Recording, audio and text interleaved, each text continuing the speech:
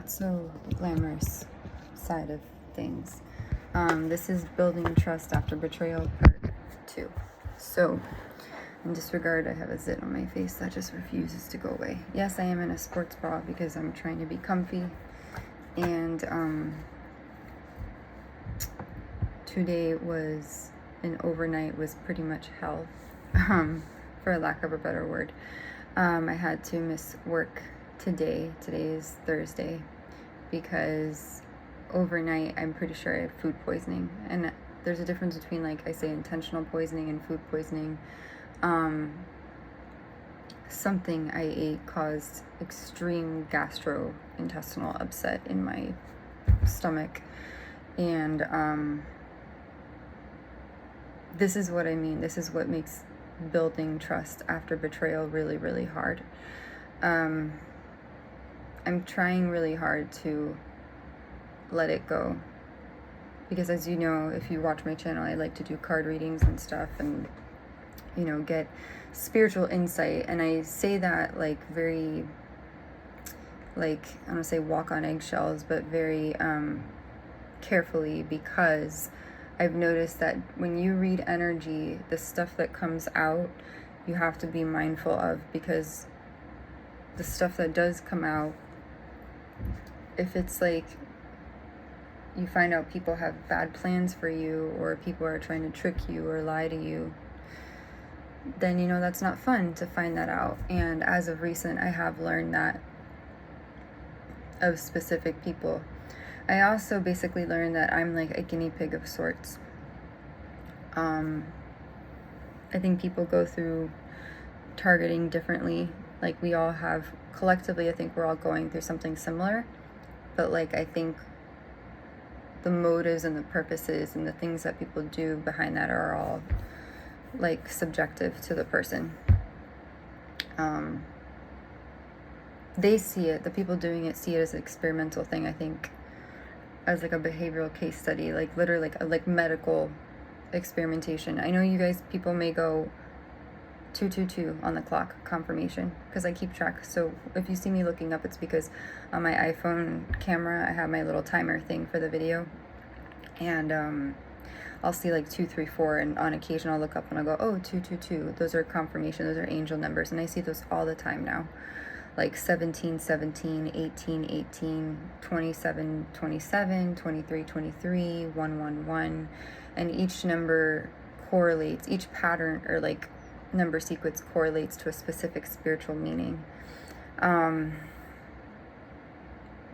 recently it's been rough. It's still rough. I get maybe a day where I'm okay, I got this, I can handle this. It's interesting. What I've noticed, this is what I've noticed, is that if you're doing well, if you seem to be coping well, you have a good routine, which I was kind of getting into sort of a groove of, I still think my food is being tampered with, and be mindful, folks, because I think people put a shit ton of heavy metals, or people spray pesticides, or I don't know, something on our foods. I don't mind saying that because that's what's going on. And the last time I did a heavy metals test, my aluminum or tin readings were through the roof. And I don't even really use deodorant because I'm so sensitive to it, and I don't really smell, which is a good thing. I don't really have body odor anymore, which is good. And I know deodorants have aluminum in them. So you explain to me how, and that wasn't a false reading, that was a real reading.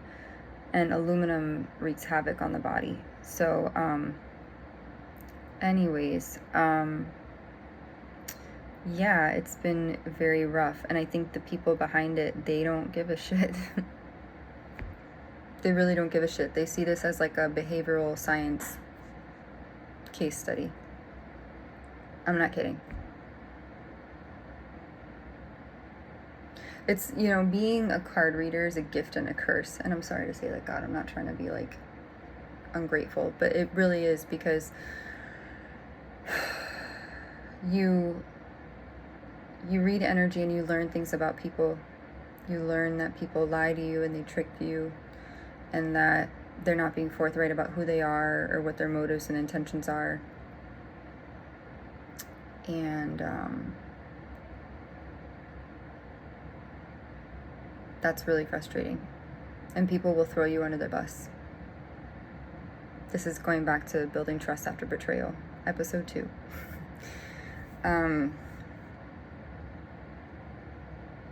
It's really also sucky when you make a friend with someone and like you start to try to build a friendship with them, guy or girl, and then you feel like something's off, like you feel like something is being kept secret or something's not, we all know that. We all have our gut instincts and our intuition, It just sucks so much. Because as someone, I pride myself on authenticity. I pride myself on trying to show up as I am, authentically, honestly. And then you meet people in the world, you commingle, right? You step outside your door. And then it's like, how do I explain targeting and mind control and all this bullshit? It's like everything is basically premeditated. And like, I know, and if you say, why would someone sit there and stage your life like that, and watch you so intently? I don't know. There's conspiracy theories about human sacrifices, like family members sacrificing their own family members for a come up. Sometimes you're the family scapegoat. Why? I don't know. Family secrets? Maybe? I don't know. We really don't know, right? We really don't know. You don't choose the family you're born into or the family you get adopted into. That's your family. So you just go with it.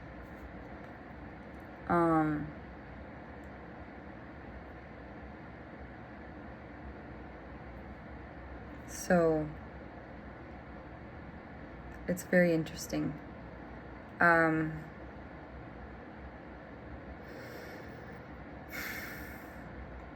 trying to build trust again with people is really hard because, like I said, I step outside the door and I try to think positive thoughts. It's almost like I feel like I'm at war with these. I don't know who's doing it specifically, because if you listen to all the targeting people, we sound crazy. Like everyone's like, there's cars following us, there's black unmarked SUVs, there's white SUVs, there's people doing noise harassment, there was a cop tailing me, a big black giant SUV following me. Like, we sound crazy, like 100%. It sounds crazy because that doesn't happen in everyday life, right? It just doesn't happen.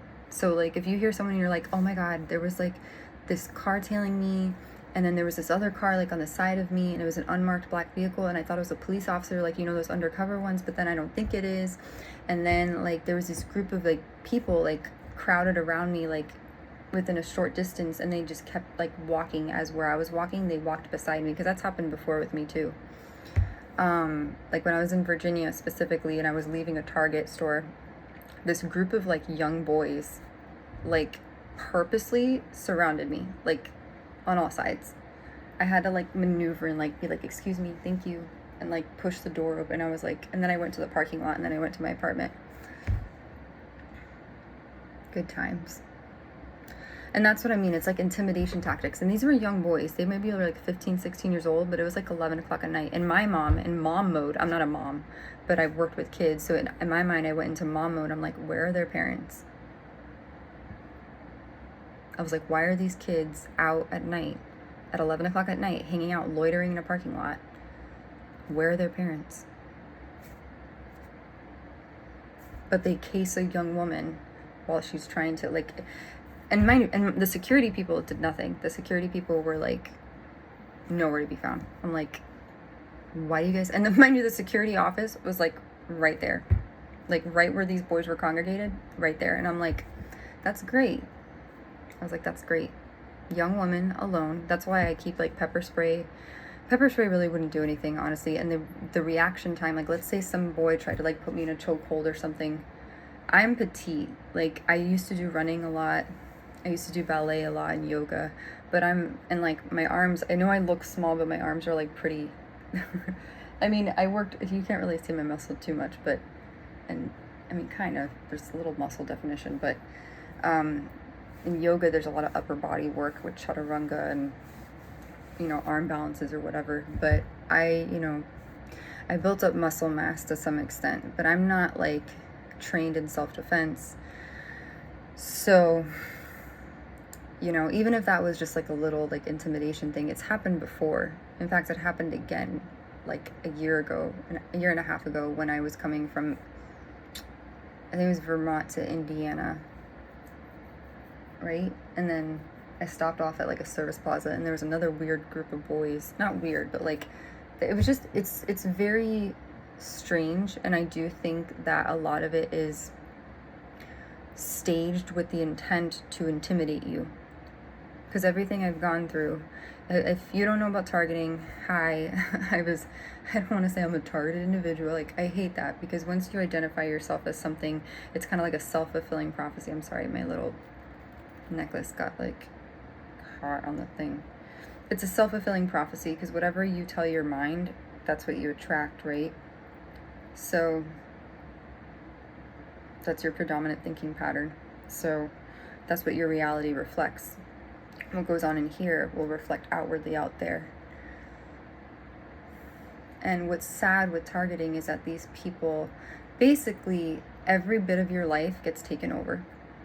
Every bit of your life, every facet, from like the doctors you see, the people you date, the people you sleep with, the job you get. And if people are like me and kind of not like headstrong, but they don't necessarily believe, like they don't want to go by that, then they'll get scrutinized and targeted too. It sucks. And when I say targeting, that's a blanket term for just basically organized harassment. Organized harassment in the sense that you will be followed, by people. You'll have certain people that will walk around you in your vicinity and be in close proximity to you, and they will do something or say something like within an earshot of you that is like relative to your life. Like, I'm trying to give a good example. There was one time when I was going to move to North Carolina, I was considering, and there was a woman that I was like conversing with, and I'm not going to do that. I decided I'm not going to do that anymore, but that was a few months ago. And around that time, there was a woman very loudly on her phone when I was walking past Jewel Osco, the grocery store. She was leaning just against the wall, and she was on her phone, and she's like, yeah, you're going to go. She says, you're going to see your sister. And now this woman that I was talking to wasn't my sister that I was planning on maybe like rooming with or whatnot in her house. But this lady was talking so loudly that I can hear her, a stranger. And she's like, and this is what I mean by targeting. They'll use stuff in your life and they'll like plant people. And I'll give another example of that. But she was like on the phone, and she's leaning against the wall, and she's like, yeah, you're gonna go and you're gonna go stay with your sister, you're gonna eat nutritious foods, and you're gonna, I don't know if she mentioned North Carolina, but she was just like, yeah, you're gonna move and you're gonna go and blah blah blah blah. And I'm just like, and that, so you're supposed to hear that, and then that's supposed to play on my mind and my psyche, and then but she was on purpose talking really, really loud. And Chicago's loud as it is, because you have cars going, there's sirens. Another instance was when I had just reconnected with a friend, I think, and I was talking about friendship with someone else. We were talking about how to make friends as an adult. And very, very, very, very, very blatantly and explicitly, I'll never forget it, walking back from a grocery store, another time from a grocery store that was a little bit at further distance from me, walking home, and these two girls come from opposite sides, and it was like a show. Like, they purposely made this grandiose gesture of like, oh my God. They were like, oh my God, I haven't seen you, like right in my path, right in front of me, doing this whole little charade of like, I haven't seen you. Oh my God, how has it been? I'm so happy to see you. And they were hugging. They're like, oh my God. And I'm like, I felt like saying, you guys are like dead ass obvious that you guys are acting. Like, it was so obvious. And they'll do little vignettes like that on purpose. There was another time where I thought I was going to be homeless, and I basically like, they'll have people homeless, like, I think this was when I was in Vermont, and I was like going back and forth, like, where am I going to move to? What am I going to do? This was like about a year and a half ago. Woman comes with a shopping cart. Like, I don't remember what time it was. I don't know if it was nighttime, like kind of like dusk, like dawn to dusk. And she was coming with a shopping cart. And obviously she was homeless. Like, you could tell she was homeless. And she was just like, and she said something to me and I ignored her. Usually I'm very like friendly to homeless people because I feel really sorry for them. And if I could help them in some way, I would. But I realize there are people that will exploit that too. And that could be a ploy for trafficking as well. So I just was like, don't talk to her. Just keep moving forward and don't just ignore her. You're not being mean. You're not being rude. Just focus. Because those people don't care. When people try to trick you and stuff, are they thinking about your feelings? And like, oh, no, they're not. They're thinking about how to trick you and screw you over. So that was another thing. And I would see a lot of homeless people on purpose, like homeless women. And these are things that they'll stage. And I know it sounds crazy, and please hear me out when I say this. I know I sound crazy saying that there are people who are like premeditated, like staging people to be in certain, and that's what's called street theater. So theater is when you think of a theater, it's where people go to watch a show, where people are acting, right? They put on a show. Same thing, but this is out in the street. So it's like exaggerated vignettes or exaggerated things that people do to catch your attention, to cause psychological turmoil and confusion and play on your psyche. So other times is like, I was walking the other day and someone mentioned they were talking about steak. And I remember I had a really bad experience on Easter when I went with my parents to eat steak. I nearly almost fainted. I'm not kidding. Like, and it wasn't because I remember I was very emaciated. It was at the time that, because I had a really traumatic experience with it back in Indiana where I ordered food and I drank soda, and I think the soda was spiked with something. I don't know if the delivery driver put something in it, or if someone at the store did that, but it was very scary for me. And it traumatized me to the point where I was like, I can't eat anything. I didn't know what to eat. And it also, that coincides with other stuff that I've been through in my life. So I've been through hell. Like, it's been crazy. And so this idea of the whole building trust after betrayal, this is what I mean. It's like a whole community event where people are, I think, specifically recruited to be what's called an op or a perp or a handler. The handlers are harder. They're really, really good because I think they're trained on your triggers. They're trained on how to be nice to you, so that it's like honey. Honey is really sweet, but a bee stings. So like, think of a honey, which is sweet, but also bees, like a honey bee. And so it's really toxic and volatile because the handlers are interesting. At 1 minute, they're really nice. Like, they'll treat you like gold. Like, they'll be super, super nice. Like, they'll cater to your every whim. I'll talk to you. I'll be your friend. I've had this happen with family members. I've had this happen with siblings. I've had this happen with friends that I've known for a while. And they will be really, really sweet, like love bomb you, basically. And then the next minute, what they do is they'll slowly start to retract. The moment that they realize that you're hooked, it's a very narcissistic thing. They'll start to redact that attention, and then so they'll leave you wondering, what did you do wrong? Like, did I annoy that person? Or they'll start to gaslight you or verbally abuse you, or God forbid verbally assault you. And it's like, it puts you, there's a song by Olivia Rodrigo that it reminds me of, in the romantic context. So there's a song that's called 1 Step Forward and 3 Steps Back, and she says, it's always 1 step forward and 3 steps back. I'm the love of your life until I make you mad. And it basically goes on to say, it's always 1 step forward and 3 steps back. Do you love me, want me, hate me? Boy, I don't. So there's that context. In the family context or in any other context, it's kind of the same thing. You'll make progress, and then you will, like, you know, they'll seem to genuinely act like they care and have your best interest at heart. And then they'll remind you of something like, oh, they'll say something really degrading or humiliating and insulting and berating, like, you're broke, you have no money, if it wasn't for me, you'd be homeless. That kind of thing. Oh, like recently a conversation I had with a family member was, you haven't, like, it was, and I don't mind saying this, and if you know my story, if you listened to my story from before, I explained how, kind of where I started from in my life as a professional, like working like in hospitality and as a server, and then I became a healthcare professional, and then I kind of grew within the healthcare system that I worked at locally in my local pediatric children's hospital. And then I also did hospitality, so I kind of did like dually, like, industry kind of things, which is good because that, I think, made me a multifaceted, versatile individual. So I have a varied skill set, is what I used to say in interviews, which I think is conducive, or I think beneficial to a wide array of different industries. That's just my opinion, because I'm kind of like a chameleon. You put me somewhere, I'll learn whatever it is. I may suck at it in the beginning, but you give me notes and pointers, and then I'll apply those things and I'll get better over time. But as I was saying before, that's kind of how it works out. And then they love bomb you, and I've noticed this pattern, and I told myself recently, and I go, I took a step back and I was like, why do I keep attracting narcissists into my life? And yes, there is a narcissist empath paradigm.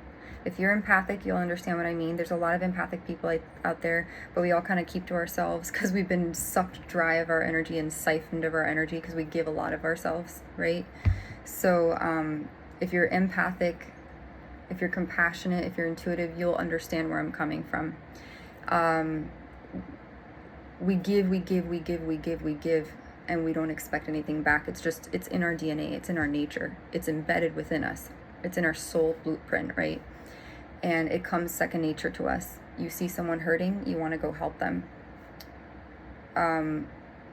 Someone asks you for a donation, you're like, if I could, I would, or if I can, I will.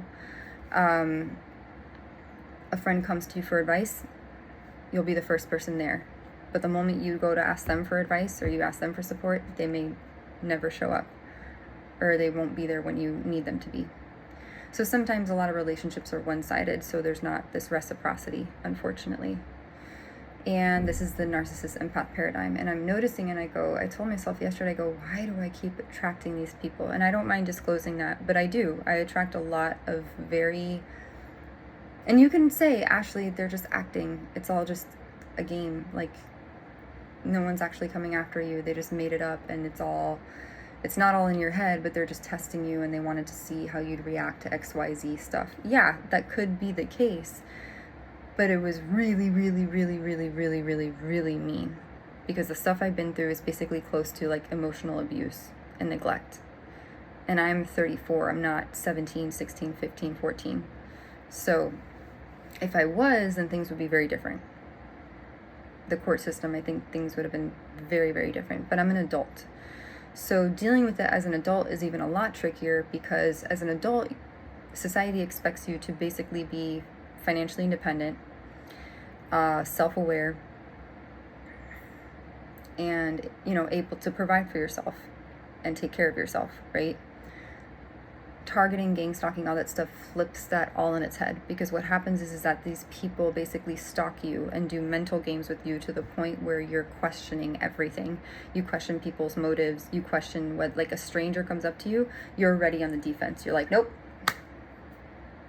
You're like, stay away from me. You're like, this is supposed to be the cross. Like, when you see a vampire, not like when you see a vampire, like in the movies when they have a vampire and you're like, they do the little garlic and they're like, no, don't come near me. It's kind of like that. I'm a very sweet person. When you meet me, like, I will smile at you if I'm at the grocery store. If I cross paths with you, that's how I operate, because to me, I believe in kindness. I believe that kindness is a superpower. And people take advantage of that big time, because they see that as a vulnerability. They see it as a weakness. Like, oh, I can go in there and I can totally fuck her over, because she'll, like, I got her. Like, she's hooked. But here's the thing. There's always that voice, that little voice, your intuition, that your conscience that says, don't, like in Emperor's New Groove, when Kronk has like the devil and then he has the angel over here. It's kind of like that. You have the two little things going, don't do this, or do this, don't do this. So it's a matter of listening to that part of yourself that says, hey, don't do this, because you need to have respect for yourself. And respecting yourself, I put this on my fridge, standing up for yourself is not a sin. Speaking your mind and saying no to people and explaining how you deserve to be treated, which is setting boundaries, because boundaries teach people how to treat you, is what I've learned. And if you have no boundaries, if your boundaries are very porous, right? If you think of like a sponge, if the sponge is full, it's hard, it's rigid, you won't be able to penetrate anything through it. But if a sponge is very porous, you can go right through it and it'll just... So it's the same idea. If you have no boundaries, anybody can use you. They can get away with doing anything to you. And when you have a good heart, people take advantage of that big time. They'll see someone and they'll go, oh, she's vulnerable, she's weak. And it's also really good for traffickers too. Traffickers, I've read that the prime state for like someone to be in, I'm not talking about location, but like, is when they're isolated from people, when they're financially down on their luck, and they're depressed or sad, and people often get lured into like sex work. They get lured into drugs, stuff like that. I feel very fortunate that throughout this whole experience, the sex work part I'm not going to get into. I've never been a prostitute or escort, so no, you don't have to worry about that. But if you know OF, if you know what that is, I don't mind saying that. Like, there was a period of time for 2 or 3 months, and I honestly, to my defense, I thought it was boudoir pictures. Like, you know, like when you see Victoria's Secret's models, you know, in the black and white things and the big, like, on the wall or whatever in the store. Like, you know, I didn't really, you know, so to my defense, I didn't know what it was. Like, I didn't know when someone would say rooster pick, they meant COCK pick. Like, there's all these terms that I didn't know. So anyways, but I got out of that because I was like, that's not me. And plus I was like, I can't do this. I was like, I can't, it was just weird. It was weird to do that. It was just weird. And I know for the male gaze, like, meaning like not gaze, Gays, but Gaze. I know that's like that's the way they communicate, most men, like, and I'm a woman, like, I'm not gonna say I haven't watched pornography, but if you watch it incessantly, that's not good for your brain. Pornography, just switch the C to a P, and that's what I'm talking about. Pornography is, you know, it's like anything. It could become an addiction. It could be, you know, so I did learn about how sexual encounters work, you know, through pornography. So I'm kind of grateful to those people, because if it wasn't for those people, I wouldn't know diddly squat about anything in the sexual encounters world. But going back to what I was saying, we're not talking about pornography right now. We're talking about other things. Building trust after betrayal. Episode 2. Because the first one I did, and I haven't even posted yet. That was back on Sunday, I think. I'm not sure. I feel really blessed right now that I feel good. I feel better, because let me tell you, I felt so horrible. I can't even explain how, like, horrible I felt a couple of hours ago. Like, I literally missed work. And my job is, like, fairly simple when I think about it, because it doesn't require much mobility. I just sit at a desk and I call out to people. Like, I make outbound calls, like sales pitches and stuff like that. To me, I try not to look at it as a sales job. I try to look at it as a people job, like people oriented, because you're in the business of people, trying to help people. So, because if I put that pressure on myself, then I'm going to be like, hi, this is whatever. And I'm like, I don't want to be fake. It's just, I want to be real. And this is what I do. This is the service that we offer. Take it or leave it. That's what we can offer you. If you can't, okay, thank you. I'll reach out to, like, that's how I go about it. Very just casually, you know, less pressure. And I hope that works. I think it does. I don't know. I just like helping people. That's the way I see it. It's the business of people. But anyways, going back to what I was saying,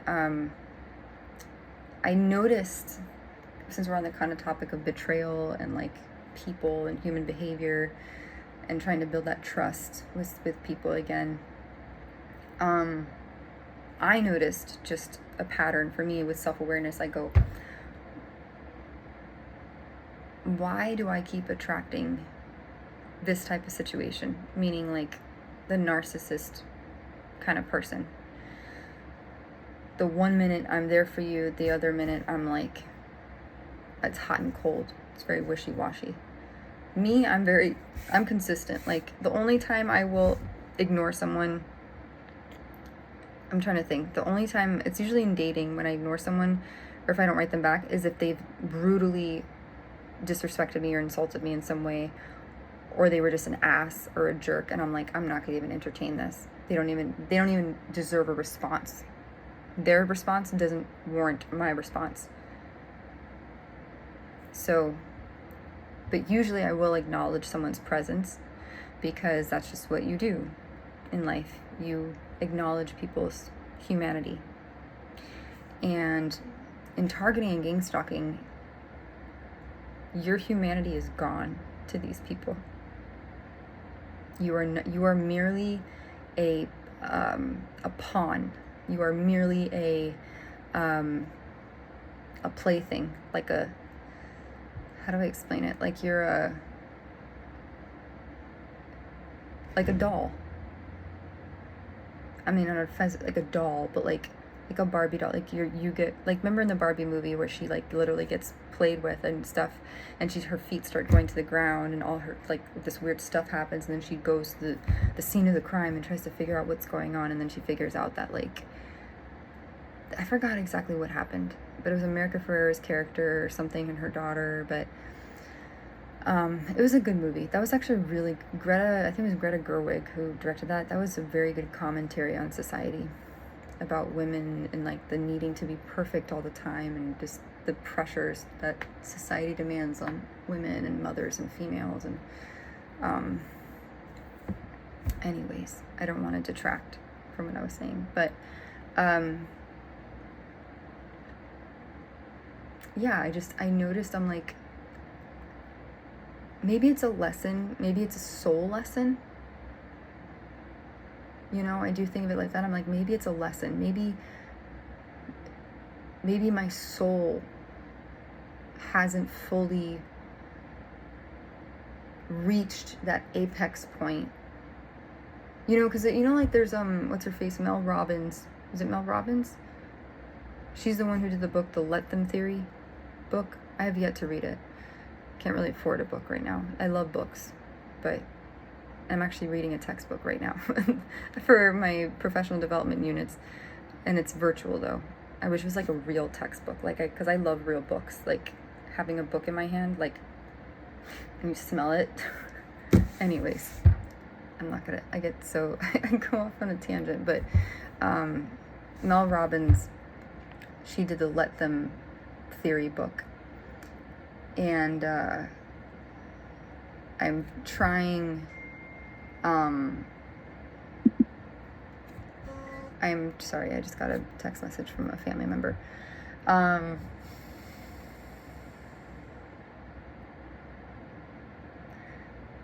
She says this idea of let them, meaning like let people hurt you. Not hurt you, I take that back. Let them simmer and stew and gossip about you, or contribute to a smear campaign, or I don't know. I have to read the book, because I go back and forth, and I go, what does she mean by let them? Does that mean you let people walk all over you? Do you stand up to people? I even wrote on here my post-it. I even said it right here. I have, it says, let them talk shit, let them try to scare you and play mind games with you. Be better, rise above it, don't be like them. Focus on what you can control and forget the rest. Breathe through the pain. Because as a targeted person, allegedly they inflict pain on you without ever touching you with this technology stuff, which is like crazy. And it hurts. Let me tell you, this shit is not for the faint or weak of heart. Like, they can it's almost, I don't even know, I think the technology of what it is, or what I've heard it can do, is basically like induce a heart attack, a stroke, tremors. It could simulate like Parkinson's, ALS, allegedly that's what this technology can do. So in the targeted community, so it's horrible. It could make you feel like you can't breathe, like simulate asthma or like a panic attack. It's horrible. Anyways, as I was saying, I keep telling myself, I go, why do I attract these situations, or why do I attract people who lie to me, because what happens is I'll meet someone, just to give you an inside scoop into my life. So maybe my journey can help be someone else's. Like I said, Morgan Harper Nichols, she says, let the hills you've climbed or the mountains you've climbed be someone else's survival guide. So I'm the one that had to live through it, but if I can help someone else who goes through something similar and they can figure out how to cope through it, then you know what? I'll be the happiest person ever. I was going to say happy camper, but I don't like to say camper because unfortunately, the assholes who do this shit to me, they've been wanting me to go camping for 3 years now. And when I say camping, I mean like not live in an apartment, but live in a tent and live outside on the land, off grid. And I think it's like a humiliation ritual. Don't ask me why. If you heard my story and you've watched my videos, you'll understand what I mean by that, because I've talked about experiencing weird noxious gases in my apartment. I've contacted the maintenance people about that in all the different places I've lived in, and then they just look at me dumbfounded like, no, we don't know what's going on. And I'm like, yes, you do, you piece of shit. If I could read minds, I'd be like, you're lying. I could be like, I know you're lying because this is what you're thinking right at this moment. So not that I could do that, but it's just like I feel energy when if I'm close enough to somebody, I can like legit feel. I don't know how to explain it. I can feel their thoughts. I know that sounds really weird. I promise you, I'm not crazy. I think it's like a form of telepathy or something, or TP. I don't know. Being psychic or intuitive is fun. Good times. It's like because someone tells you one thing and then you're like, no, but you're lying because your energy says otherwise. Energy doesn't lie. People do. Anyways, as I was saying, I keep telling myself, why do I attract these situations? Like, why do I attract these really mean, bullyish people who are adults, or men who are emotionally unavailable, or have girlfriends already, or lead double lives? Because I'm not kidding. And I know there's some women who, like, besides targeting and gangstalking, that happens to them, but this is like this happens all the time, like all the time. And I'm like, I can't be crazy, right? Like, I know I'm like, am I socially defective or deficient? I don't think so. Because I like to think of myself, when I meet people, I try to be like a ray of sunshine. I try to, not like on purpose. I'm not like fake nice. Like I don't purposely go out of my way to be like, hey, how are you today? Today's a jolly day. Like, like Poppy Troll from the Trolls. I'm not like that. I mean, sometimes, but I don't troll people. But her demeanor in that, who's played by Anna Kendrick, or Joy from Inside Out, I don't purposely try to act like that. Like, that's who I am. Like, literally, I said this the other day, I create goodness. And that's Little Miss Sunshine. I create goodness. That was from a job that I had like years ago. So I am just very dumbfounded, and I go, why do I keep and I go, maybe my soul needs this. Maybe I haven't learned all the lessons that I need to learn. And I go, but what's the lesson? Do I need to just be like, fuck it? And do I need to start being a bitch? I said this before in other videos. I'm like, no one would ever mess with Rihanna. You fucking know that. You can just tell by the way she carries herself, well, also they're super rich, and when you're super rich, you have bodyguards and stuff, but just her attitude, the way she commands attention, the way Beyonce probably walks into a room, people know they can't fuck with her. But for some reason, and I don't mind being vulnerable about this, my demeanor doesn't constitute that same level of confidence that those people have. Now, mind you, these are mega, superstar or whatever they performed on stages with bajillion people. So you develop that confidence over time. But it's just like, for me, I just, and it's not about that. I don't know if that's a good comparison, because that's like entertainment. This is about like an everyday life, like, and I don't know how they are in their personal lives, you know, in their relationships with people, like interpersonal skills and stuff. But it's just like, for me personally,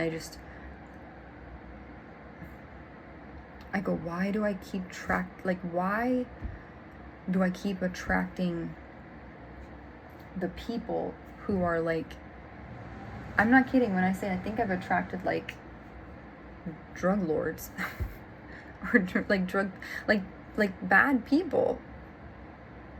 Like, I've attracted bad people into my life, and I didn't know that they were bad people. To my defense, I didn't know that, but I did. And then, or just people that are unhealed, and I go, but God, I do feel healed in some respects. I mean, I try not to have a big ego. I try not to be too prideful. I don't lead my life or my intentions with the focus on money, you know. Why is something's burning? I swear to God, it's because I just turned my little air purifier on and it's red. And I don't know why. Maybe it just needs a moment to like adjust itself. I don't know. Let me see what my...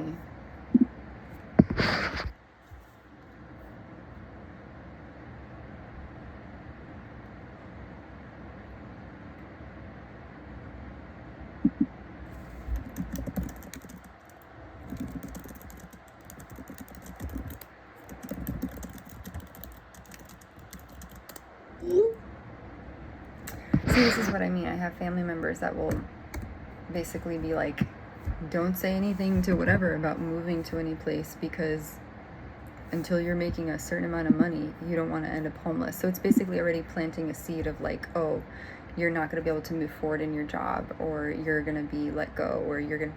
This is what I mean by gaslighting. Psychological warfare. Anyways, moving forward, as I was saying,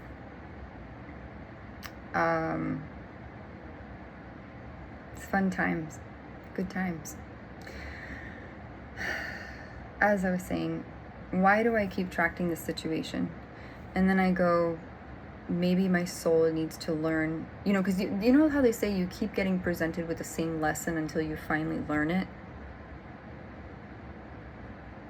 Because I did a workbook. I had a workbook in my little mini library. I used to have a bigger library. I used to have like a bookshelf library, like multiple bookshelves, and now it's condensed to like nothing, which is very sad, because I prided myself. I had a bunch of books. I had a Jane Austen book. I had, Pride and Prejudice. I had Persuasion. It was Sense and Sensibility, possibly, I think. I had Wuthering Heights by Emily Bronte. I had something called The Glass Castle. I never read that one. I had a bunch of books. Anyways, as I was saying, you know, they say that you keep getting presented with the same lesson until you finally learn it. And I'm like, so I did my little boundaries workbook thing, and it said, what do you have a hard time saying no to, and why do you have a hard time? And I named a few things, which I'm not going to share because they're very personal. Some of them are in the context of relationships with people. And I will share this. If we're talking about the context of relationships, for some reason, I attract a lot of, oh good, it's blue now. It changed. Thank God. It was red, but now it's blue. Because red is bad. Red is like danger, you know, like chemicals in the air. You know, be careful kind of thing. And then blue is like, you're safe, you're good. As I was saying, the context of, for some reason, I keep attracting people who are like catfishes, who aren't who they say they are. And I say that because sometimes just things don't add up. What do I mean by that?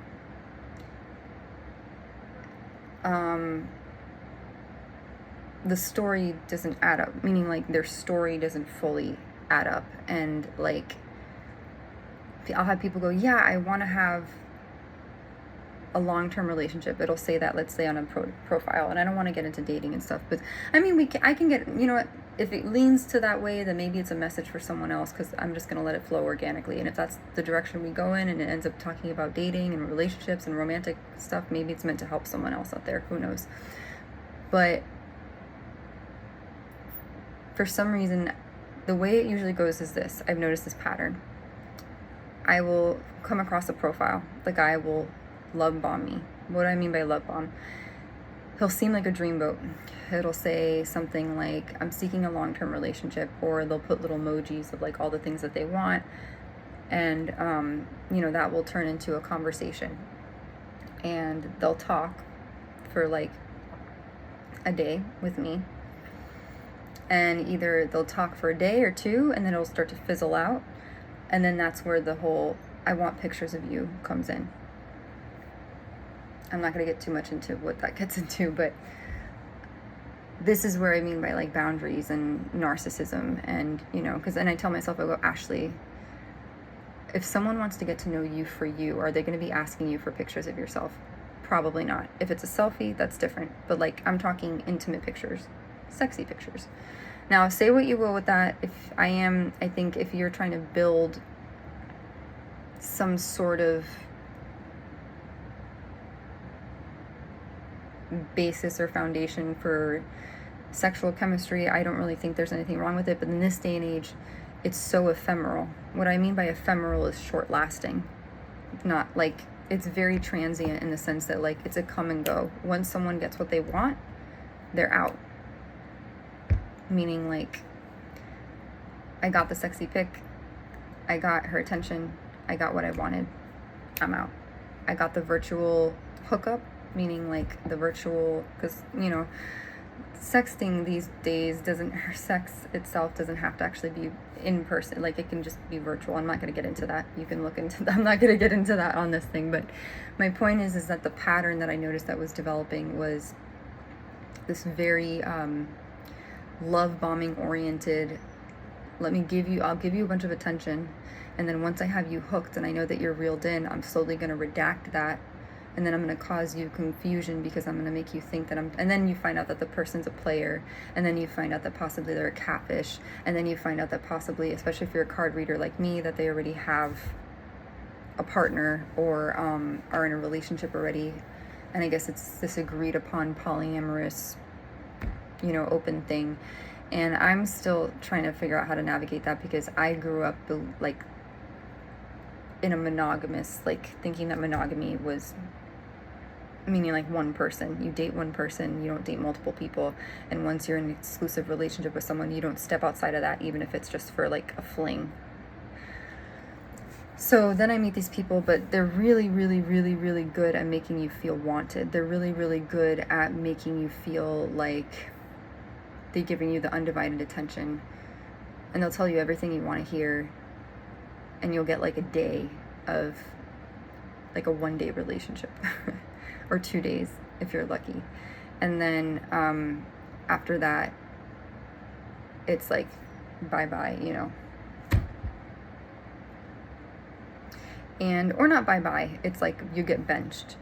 You get breadcrumbed. I'll keep you around only as enough as like a backup option, because I got what I wanted. I either got the sex, or I got the pictures, or I have, you know, whatever. And so I've learned now, I have to be a lot more discerning, because, you know, with these kind of connections with people now, you know, one thing I've learned at a very young age is that who you surround yourself with is a direct reflection of how you see yourself and who you are and what your values are as a person.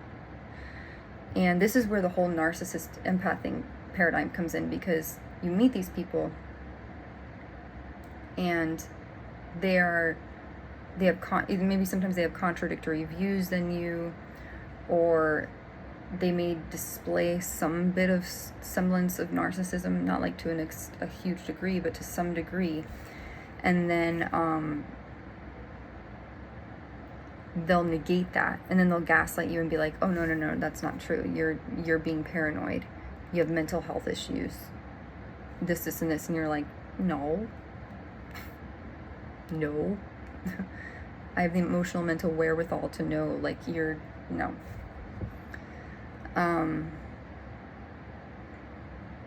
So for me, I've just noticed, again, going back to this idea of building trust after betrayal, how do you start to try to reintegrate yourself back into society when you feel like your own community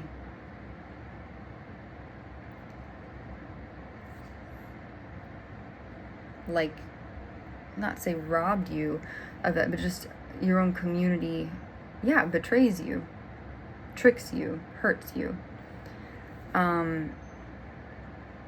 or someone that you thought was a friend to you really just was there because they were obligated to do so. Like a handler. What do I mean by a handler? A handler is someone who's like responsible for keeping tabs on you. They're kind of like your babysitter in the targeting community. It's really sad.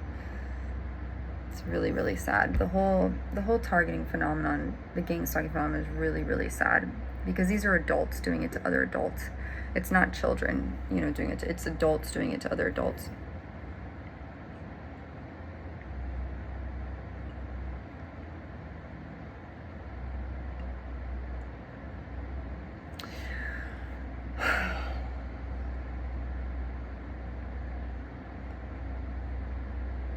And then once you catch them in their lie, and you start to either you pull back and you start to refrain, or you move on. Like if it's dating, let's say you catch someone at their own game and you realize, oh, they were lying to me, they were tricking me, they were love bombing me, bamboozling me, whatever, and then you start to distance yourself and then you move on to someone else. Suddenly you become the villain in their story. Oh, she's the unreasonable one. She's the paranoid one. She's the one with the trauma. My neck hurts. She's the one with the mental health issues. She's the one with the family issue. Like that's kind of what happens. And so they don't take accountability. Then you learn, oh, I got duped by a narcissist, or I got duped by someone again. And the hardest ones to break free from are the ones that you start to create a trauma bond with. And trauma bonds are very, very, very hard to break, because it's self-explanatory. It's like when you bond with someone while you're going through trauma. So I try to remind myself, and this is information for other people as well, if you've gone through something hard,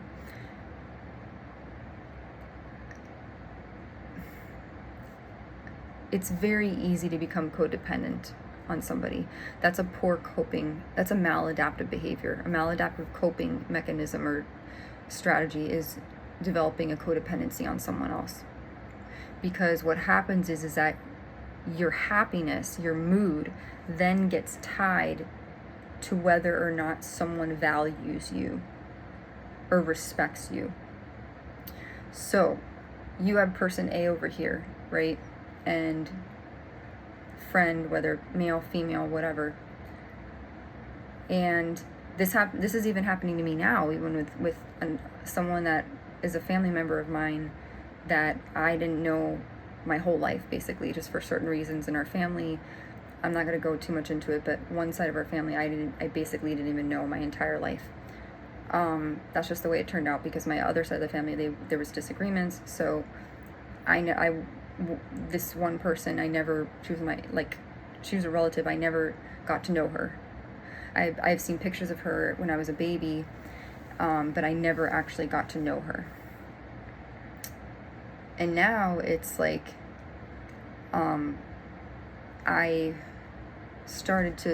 I tried to build some sort of like relationship or get to know her a little bit, because I was trying to build a support system, because they say when you're being targeted or bullied or whatever, you want to create a support system. So I was like, I need to branch out and try to find, resources and things and people to help me cope through this thing, like emotional support. I did that. And I noticed that the communication has started to tamper off a little bit. And I tell myself, Ashley, not to say you can't rely on everybody. You can't rely all the time that people are going to follow through. Don't expect you and other people. Like, don't expect me, how the way I treat other people, to be reflected in other people. So I started to, it's not a codependency, but I was starting to, kind of feel like, oh, I have someone in my corner. Like, I have this person who's checking up on me consistently, and it seems like she genuinely cares about my well-being. And I want to be very clear, I never reach out to people like to ask for money, or like, I never try to forge a relationship or connection with someone just so I can have financial or monetary support. Like, that's not the reason why. It's more than anything to me in my heart. Because money, you can make money. You get a job, you can make money. You can do surveys. There's different things. You can become a server. There's so many different ways to generate income. If you have a resume, if you have a background, skill set, whatever. Or you're hireable or employable. But family, emotional support, friendship, these are things you can't put a price tag on. And I do think, even if you're introverted, I do think socialization is really important. I do think that getting support, like, I'll never forget when I was feeling really low several months ago, and I was able to connect with a therapist. Just having someone to listen to you and be like, hey, I hear you. Now, mind you, they're getting paid to do that. Therapists are like, that's their job. But if you're lucky enough, you'll come across a therapist every now and then who is like genuinely invested in your well-being. And if you're lucky enough to have that, keep them. Because a lot of times, licensed mental health social worker people or psychologists, they're either very, very, very, very, very clinical, and it's this, you're a patient, you have some deficiency, and I'm going to figure that out, and I'm going to treat you like a case study kind of thing. Other ones are more compassion based, and they're more humanistic and people oriented, and yes, they're problem focused, but they're also emotion focused. So they may be more prone or apt to like look at you holistically versus like, as a human, versus like who's been through hard things, not just like this clinical case study kind of thing. So if you're lucky enough to find another human being who honors you and values you, and you have a therapeutic relationship with them, keep that person and listen to them and apply their feedback or constructive criticism as appropriate. But anyways, with this family member, I was kind of looking forward to try to build, some sort of, I don't know, it was, I hadn't known her in my whole life, so, and now I've noticed it's starting to taper off.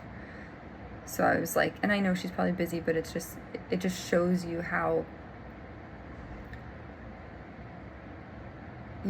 just the dynamics of human connection. And in the same token, if you're talking about it in a romantic context, there's also instances where I'll make friends with someone, or like I'll start to establish some sort of connection with someone. And I think in the gangstalking world, if they're a handler, it's just business. You're nothing to them. Unfortunately, you were their assignment. You were there to be handled.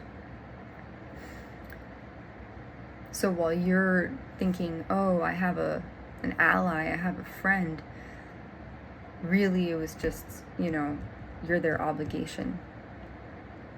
So it's very heartbreaking. This is why I say building trust after betrayal is very difficult, because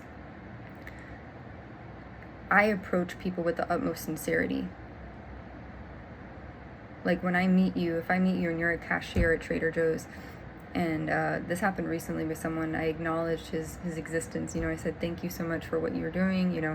Let me help you where I can. Let me pack the bags for you. So, whatever. And my hands were full, and I had my iPod, little earphone, whatever.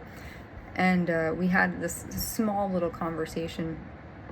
he was a really nice guy. And if you look at him, he wasn't like, he was kind of skinny, kind of lanky, and like, you know, unique or eccentric. And you would never think that that personality was in that person if you look at him, if you judge a book by its cover. And so, but I'm just saying that whenever I get to know people, I try to approach it with the utmost sincerity. And it's amazing how the world will just not necessarily turn its back on you, but face you, and do so with like a very like trick-or-treat kind of vibe. You know, like trick-or-treating with Halloween. Trick or treat, do I trick you or am I going to treat you?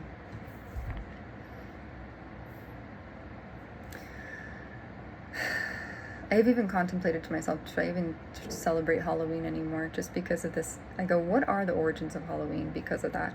You know, if it's like a Disney kind of Mickey's Not So Scary kind of thing, I'm okay with it. But the whole like, you know, gory, like, I'm just like, I don't even think I want to even celebrate that anymore.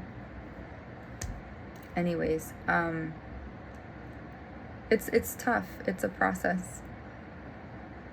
I try to tell myself, will I ever have friends, you know, like real friends, not staged friends, because in the targeted world or whatever, maybe the world is targeted, I don't know, I didn't mean to say it like that, in the targeting world or community, friendship is very far few and in between. And here's another thing to forewarn you people about. Perps or handlers will use friendship as a means to get close to you. They will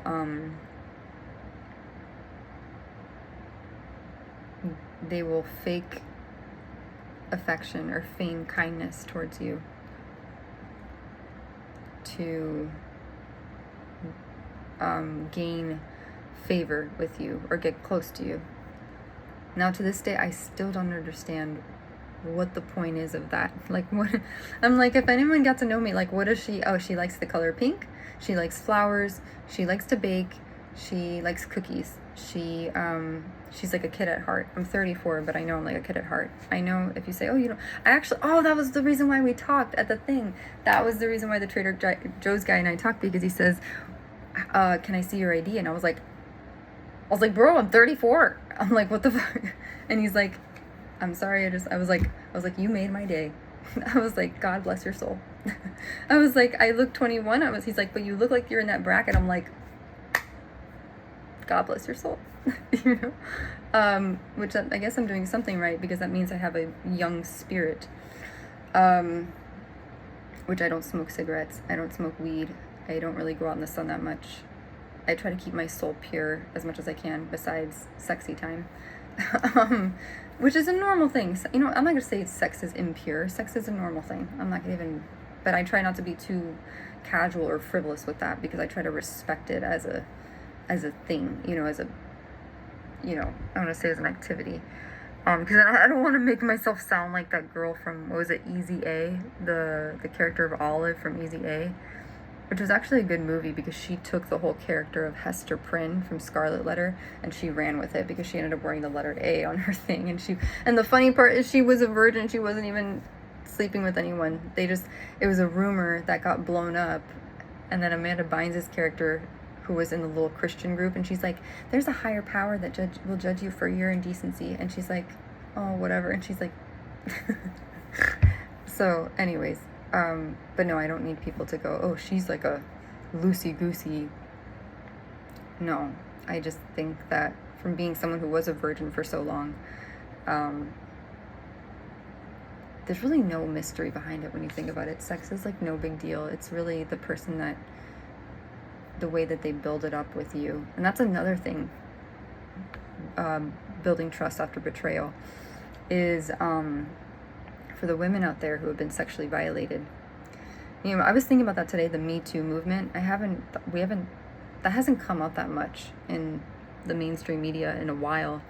And I thought about it, and, you know, I was thinking about this recently. I go, there were I don't mind saying there were people that let's just say connected with, men that I've connected with while I was going throughout this whole experience. And I equated intimacy with safety. I don't know why, I just did. And I think the whole time some of these men actually were, I don't know if they were perps or ops or handlers or whatever, but they knew, I think, more than they let on about what I was going through. And they knew that I was going through strife and strain and grief and all this stuff. And they did not even bother one lickety split, not once, to tell me, hey, this is the truth. This is what you're going, like, this is the reason why you're going through this. But they got the goods.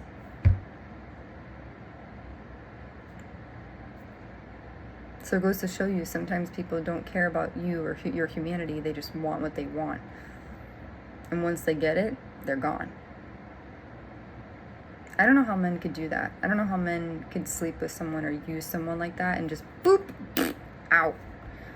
Women, I don't know, as for me, there's an emotional connection there, you know? If you're a human, there would be some, I would assume, some semblance of emotion. But maybe I'm just weird. Because there are women out there, I think, that can hook up with men and not have 1 ounce of, like, remorse or, like, you know, they'll just be like, whatever. I can't do that. I realized that I was looking through Pinterest and it says, there was a thing that said, I can't do casual. I can't do casual. I want to get to know you. I want to, and that's what makes bonding after betrayal or trust after betrayal, building trust after betrayal so hard. Because the people will talk to you, love bomb you, they'll hook you. Once they hook you, that they got you, they like, oh, I have her in my clutches, she's reeled in. Then they start to just taper off, or they bench you, and you're like a backup option, and you're, you know, there only as needed. Because if you don't give them the goods, they don't want it anymore. That's not a gentleman. I've learned this. So I tell myself, Ashley, you have to be willing to have enough self-respect to A, stand up for yourself, and B, be willing enough to say, I want better. But can I have that? Are the are the gangstalking gods, the devils, gonna allow that? I don't know.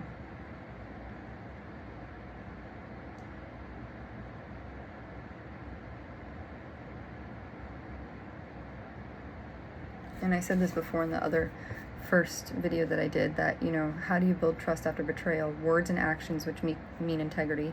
Do their words and actions align with each other? Do they say what they mean and they mean what they say? And then they follow through. Are they consistent and reliable? Meaning, if they say, I'm going to call you back, do they call you back? Do they communicate with you? You know, like, when someone, to me, if you're trying to get to know somebody, word to the wise, to the men out there, by the way, just a little bit of nugget of information, if I could just throw it. What was it? What movie was that? Where he says, hey, sweet cheeks, there's an invite I want to, oh, you know, it was Paul Rudd in Anchorman. He says to Christina Applegate, hey, sweet cheeks, there's an invite I'd like to extend your way. That's, by the way, one of my favorite movies of all time is Anchorman. I literally can quote Anchorman from, like, top to bottom. I don't know. There's a line who says, the arsonist has oddly shaped feet. I just think it's hilarious. Anyways, not to get distracted again. But as I was saying, building trust after betrayal, how do you do that? Accountability. Accountability. When you make a mistake, you follow through. Oh, and this is what I was going to say for the men out there that are listening, that do follow my channel. And for women too, because I think women, we're very chatty Cathys. Like, we're very, like, I'm very talkative. If I get to talking with someone who genuinely cares about my well-being and wants to get to know me, I will talk. And here, to the men out there, if you're listening, imagine, just pretend, let's put targeting aside for just 2 seconds and gangstalking. Please, for the love of God and all things holy, when you have a conversation with a woman, and if you're single and you're dating, and to the married people out there, why not? We'll throw the married people in there. Let's just do that. Let's throw the married people in there, because they need to talk more with their spouses anyways. But they're already in a partnership. Because sometimes there's marriages, but they're like roommate marriages, where the love goes away, and you just, like, it's a marriage of convenience or whatever. And I don't want that. So, please talk. Like, talk on like a consistent basis. Like, ask how the person's doing. How is your day going? How did your day go? Is there anything that, you want to tell me? Or what can I do to make your day better?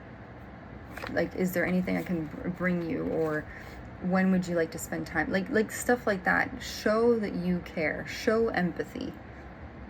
Because for the ones that are in it for the right reasons, for the ones that you just want to F-U-C-K and you just want to hook up, you're not going to be as invested. You're just, let's be honest, you're there for the thrills and the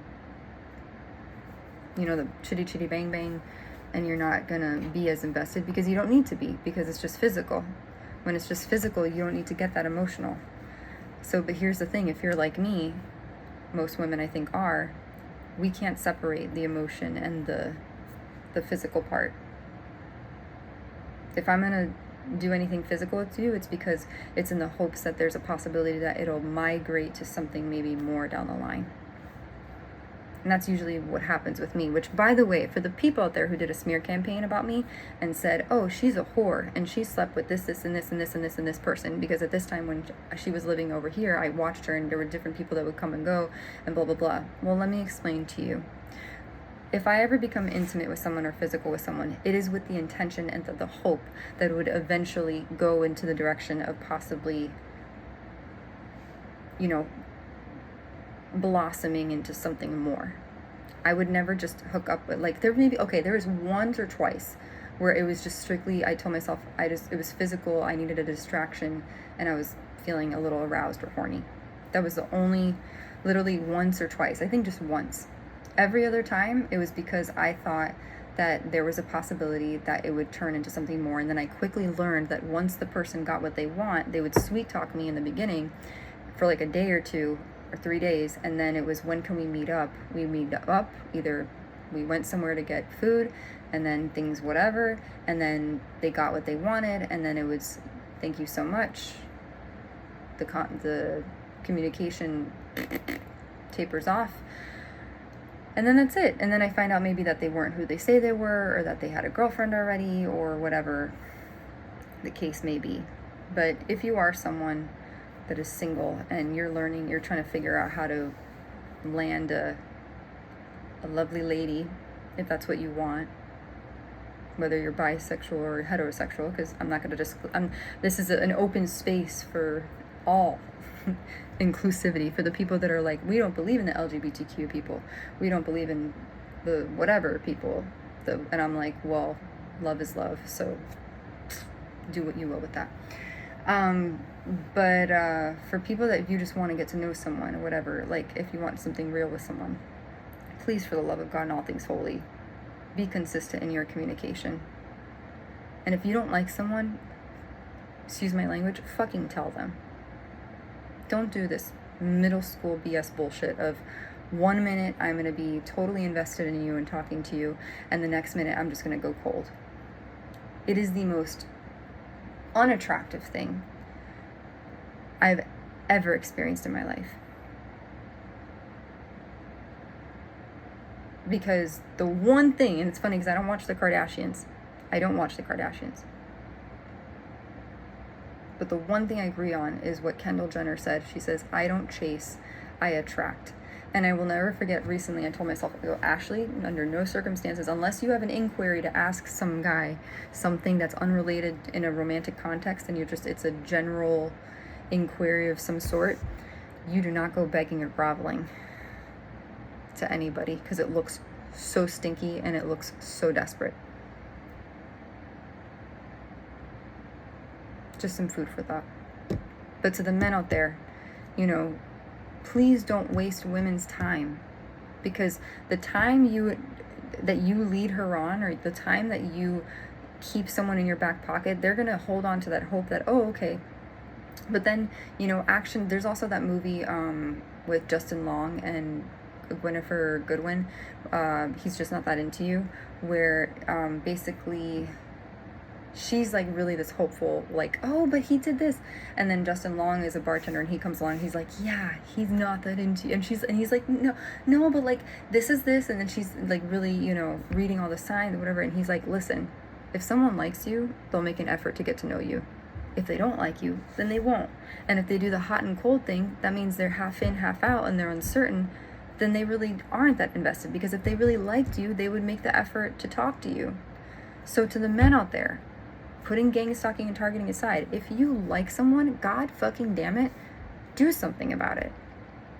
Because you're gonna lose out on a really wonderful person out there who could become your significant other. And if that's not your lifestyle and you're like, I don't want to settle down, because everyone goes through those periods of time where, like, yeah, maybe you want to do the casual thing, maybe you want to hook up with someone and you don't want to think about all the extraneous, you know, I don't want to get tied down and do the family thing. But when you think about it, if you're lucky enough to meet someone where you can say, hey, I want to like have kids and I want to build a life with you, that kind of sustainable, formidable, meaningful love.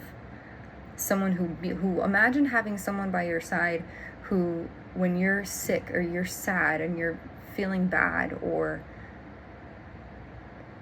you can have like an automatic friend there for you. Obviously they're like a romantic whatever, but like, do you know how lovely that is to have that? And then to have such trust in that individual. Like, I started watching it's my favorite show. I've watched it, like, this is the third time in a row, or four, I don't know, right? The third time. Gilmore Girls is probably the third or fourth time, but I started rewatching Jane the Virgin. I love that show.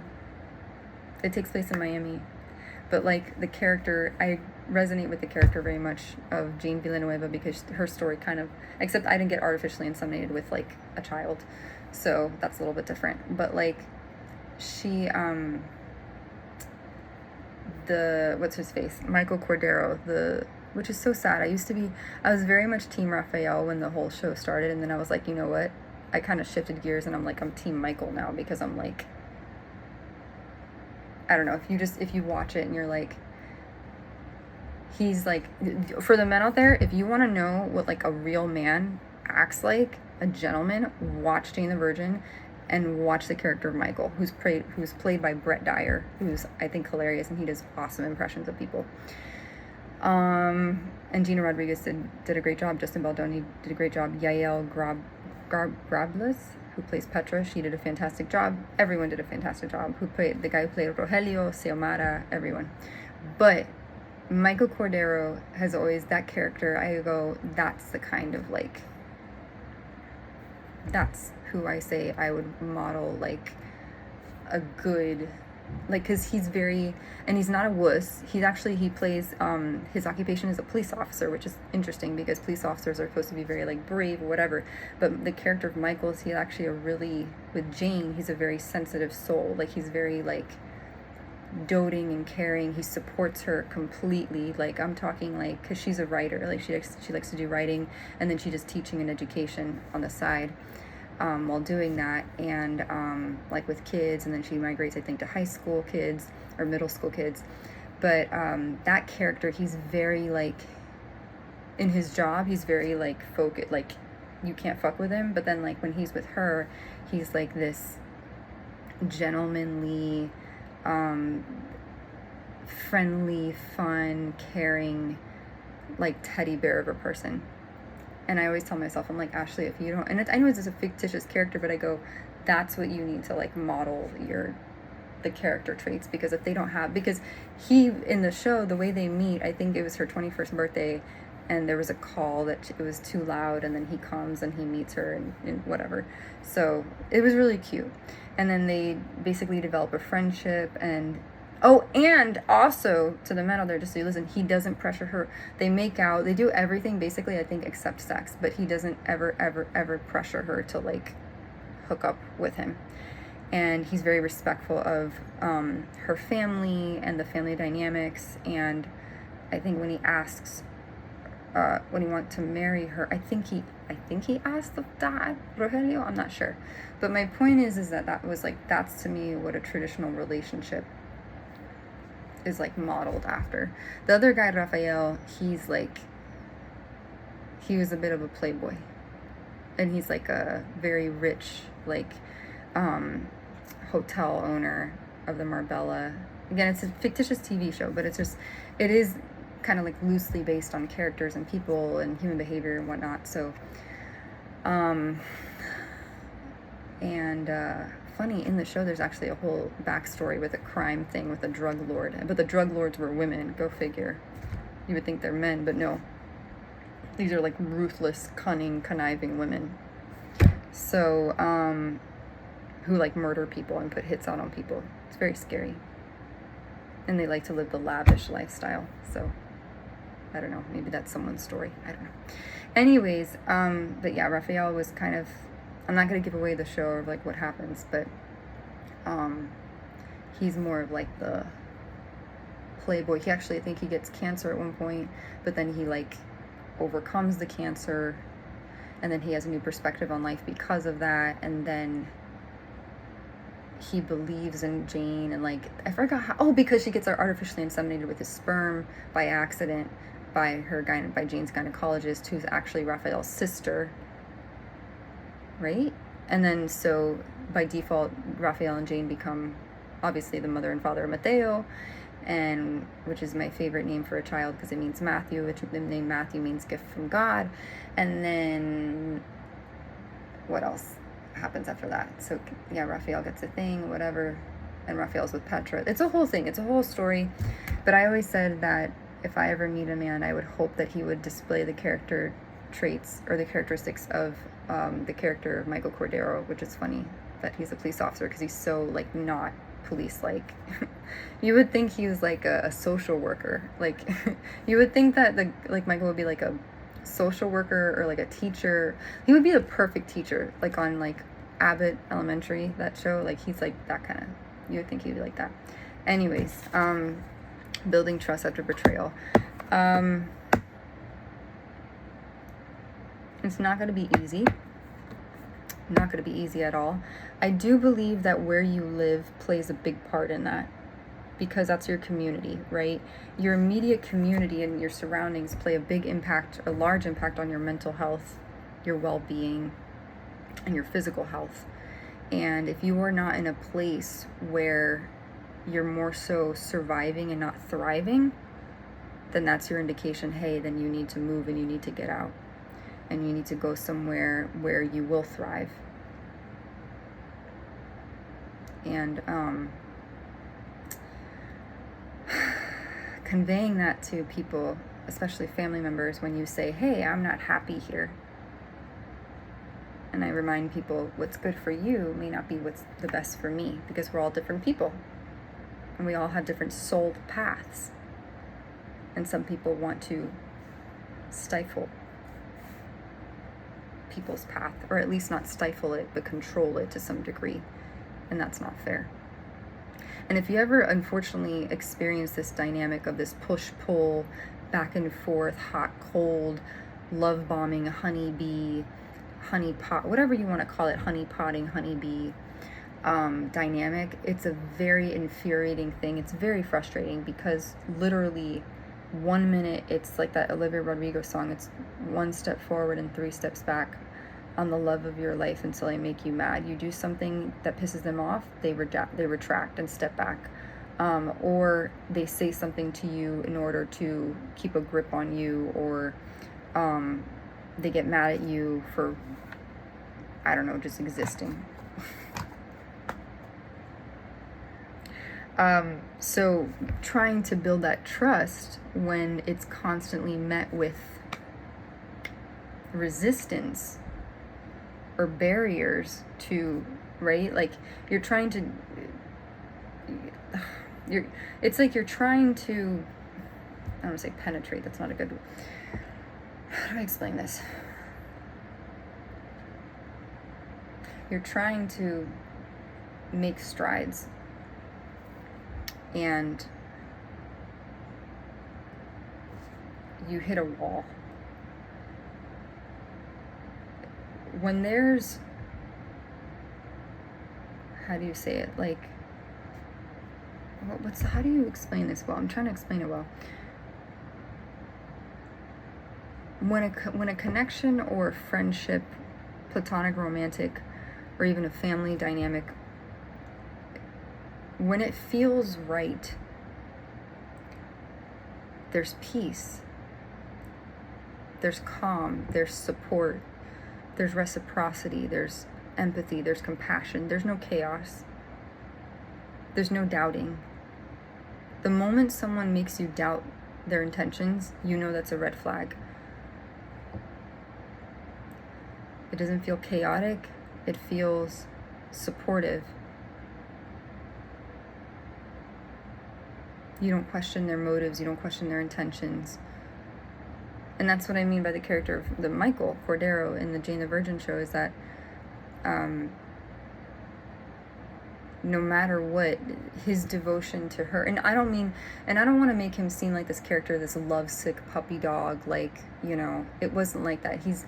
It's a strong character. It's just that the values of respect are there. He has such respect for Jane and the family that it's like she knows that he would never ever do anything to compromise her safety, to make fun of her, to hurt her, or hit below the belt. Like that would be so abnormal or uncommon for that kind of character.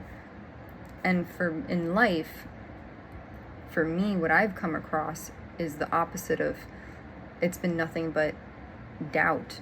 And yes, there's intrusive thoughts where your mind will go, oh, but what this, and you just get scared. But then there's also intuition where it's like, but he's not that communicative. He was super communicative before we hooked up, but then you hook up and now it's like it tampers off. Or it's very like, I'll text you back hours later. If not that, 2 or 3 days later. Anyone, by the way, that texts you back like 2 or 3 days later, or 4 or 5, they're not into you. Because if you were a priority, if getting to know you was a priority, they would be on you like moth to a flame. It would be like, I want to get to know her. I want to, not in an obsessive, possessive way, just in like I want to show her that I really care and that I want to be there for her. And in the same token, the same thing. Like, I would do the same thing. I did stop dating. This kind of turned into a dating vlog thing, but whatever. Because, you know, building trust, that's part of life, is, having these interpersonal relationships and whatnot. And sometimes that's in a romantic context. But I did kind of stop dating just because, I started working and I couldn't even focus on, I just don't think Chicago is you would think it would have been a good place for dating, but man, it's not. It's funny, I go to the smallest town in a state that you would never think you'd find anybody, and I had more luck there than here. And here's a huge urban metropolitan area, and it's been nothing but like douchebags. No offense. I feel honestly like people should really, I'm not kidding. What other characters did I say? Dean! Fucking Dean. Dean from Gilmore Girls. He's another good one. Good guy. You can tell, like, raised right. Jared Padalecki played the part so well. And then there's Jess. And then there's Logan. I don't know if you're Team Jess, Team Logan, Team Dean. But I think the character of Dean was it's just, it's a good guy. Like, a good guy. And y'all out there, like, y'all are not good guys. If y'all are out there downloading the dating apps, then you're talking to different people. And let me tell you, I don't think there's anything wrong talking to multiple people on a dating app, because one person's gonna ghost you, the other one's gonna show up 2 days later. Oh, I'm sorry, I don't check my phone. Hey, how's it going? I've done that before. The other person's gonna match with you, and then they're gonna unmatch with you a day later. Someone's gonna text you and be like, what's up? Or how about you? They're gonna have poor grammar. So you may match with like 10 people, and then maybe 3 or 2 of those people will be viable connections. So do what you will with that.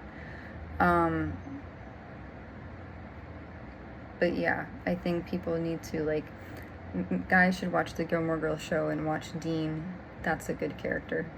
Also, Spider-Man. I didn't realize, I watched a thing about Spider-Man recently. Tom Holland, I think he does a good job at playing Peter Parker. All of the Peter Parkers. Oh my god, what's the guy? Andrew Garfield, Tobey Maguire, Tom Holland. I was like, who are the people? they're kind of a good example for good boyfriend material, because y'all, no offense, y'all need to step up your game. Because there are women out there that are wife material, and y'all just, I don't know what you're all doing. You know, I like video games too. I mean, I would love to sit at home, and if I had a Nintendo DS, I'd be playing video games too, you know, whatever. Little headset on, you know, play a little Call of Duty if I could. I'm not kidding, I would do it too, but like, y'all need to, I don't know. Y'all need to learn how to be a little bit more empathetic, because you guys are gonna either lose the girlfriends that you already have because you're not doting on them enough or communicating with them enough, you know, and God forbid they cheat on you, or you cheat on them, and then you are like, no, I didn't cheat on you, I would never do that, and then meanwhile you're carrying on an emotional affair, and then you lie about it, and then your poor girlfriend is like thinking you're the bee's knees and you're wonder boy extraordinaire, but really you're a piece of shit because you lied to her, and she's sitting there thinking, oh, I'm gonna plan my wedding in the spring because I got the ring, and I'm no. But little does she know that you were on a dating app at one point, you know, talking to me and telling me everything I want to hear and figuring out how to get to my apartment, when really I should do another girl a solid and tell her, hey, your boy over there, he ain't that honest. Anyways, so building trust after betrayal, it's a process. Healing is not linear. Healing takes time. But I'm going to try to be a little bit more consistent in the sense of, like, when someone shows me who they are the first time, and this is the hard part about being an intuitive, empath, psychic person. I believe we're all psychic. In my opinion, I think we're all psychic. I think we all have these little spidey senses that say, hey, that person's good, that one's not. Go in this direction, don't go in that. That to me is like psychic abilities in any, but that's trainable with the right person, with the right conditions. But it's even harder in dating and stuff because you see the potential. If you're really spiritual, you'll see like their soul. And you can't fall in love with potential. You can't fall in love with the version of them that you know that they can be, but they don't want to be because they're not stepping up to the plate and they're not being forthright or authentic or honest. That's not your job to fix somebody. And the same thing goes for family members.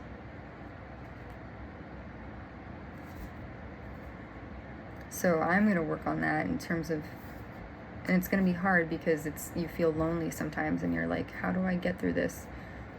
And then I am a faithful person. I do identify as Christian. I don't know if it's Judeo-Christian, but I try to remind myself, I go, Ashley, remember, you're not this body. You're a soul in a meat carcass on a rock floating through space, because that's essentially what Earth is. And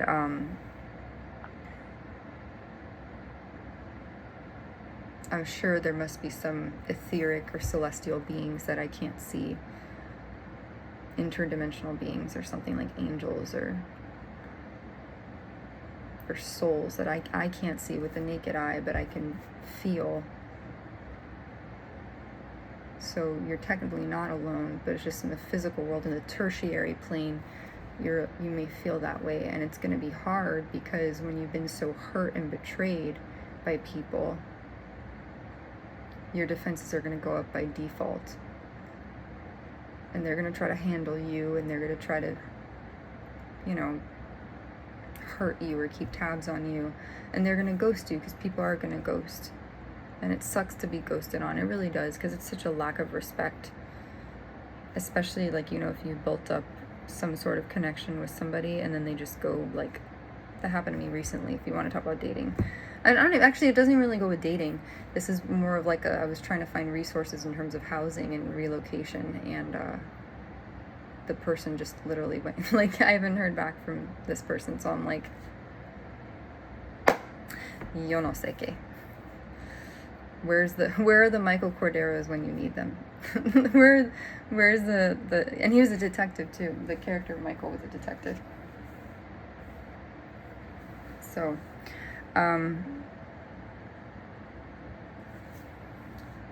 to be continued. we'll see. I'm still here. I'm still alive by the grace of God. I still don't understand how that, I really don't. Because I swear to God, I think some of the things that I've ingested, it just, my stomach, like, I just shouldn't be here. Like, I'm pretty sure I've ingested mercury, arsenic, lead, maybe cadmium, thallium. These things are not supposed to be in the body, like, at all. Poisons, like, I don't even know what poisons, you know, maybe venoms, possibly. There's something called API toxins, and you know, but I get headaches sometimes, and my hair, my hair comes out, and I know I'm not on chemo. I've never been given chemo before, so because that makes your hair fall out. And thyroid, I know that could affect hair loss, whatever, but so, like, yeah. I just remind myself that if you can't find the sunshine, you have to be the sunshine. And if you can't find the light, if the light doesn't, there's a quote that says, sometimes, like, it says, if you can't find the light in the darkness, maybe that's because you are the light in the darkness. So you have to be the light.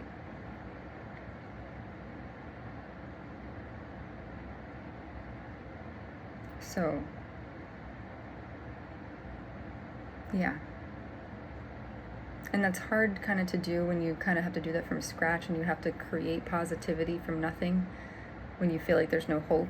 And that was one of the other series I wanted to do, was finding hope through hard times. Because I go, how do I do that? I'm like, God, how do I do this? Like, how do I do this?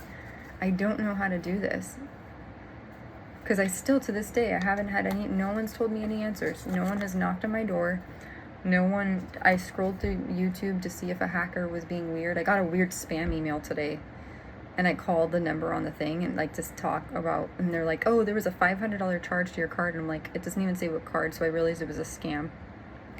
So it still happens, and I get weird stuff, and, like, emails and phone calls, and I just think it's a prank gone too far. I really do. I think this is a prank that has gone way too far. Because it's not a prank when you use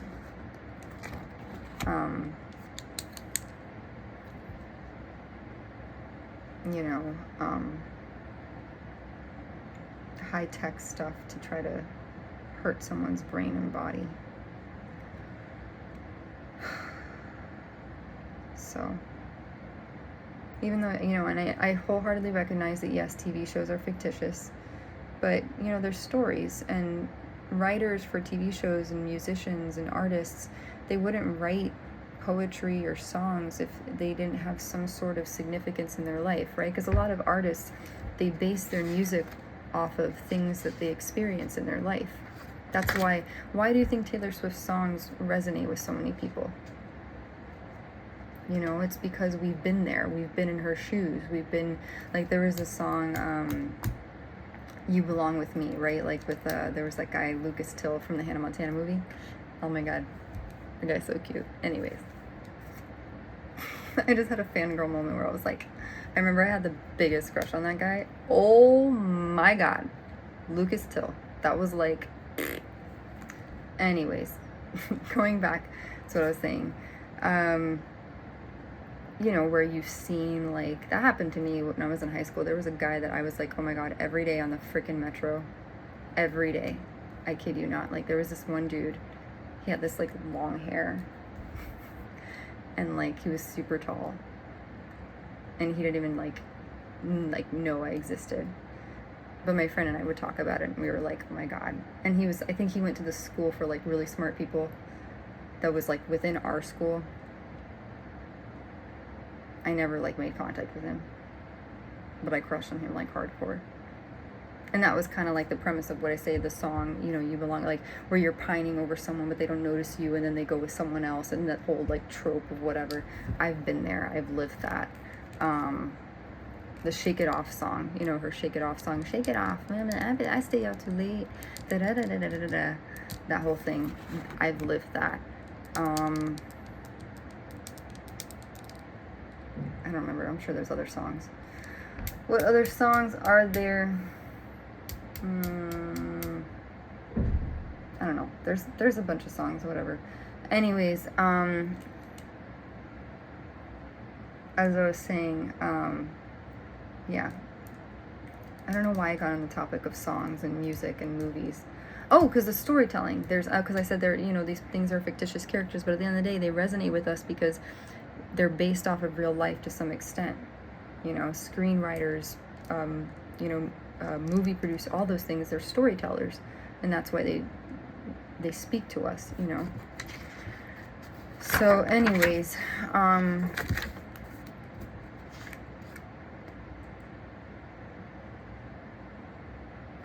not going to say what I was looking at. Wait a second. No. I was like, what was it?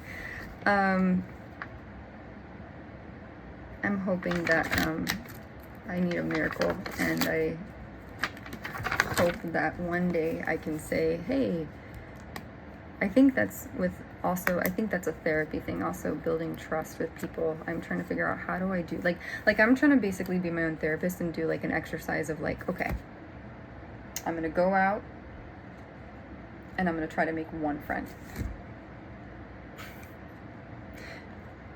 It reminds me of that movie with Jason Segel and Paul Rudd and Rashida Jones, Yes Man, where like, I forgot what the whole premise was, but like, I don't know if he becomes like the best man or for their wedding or something.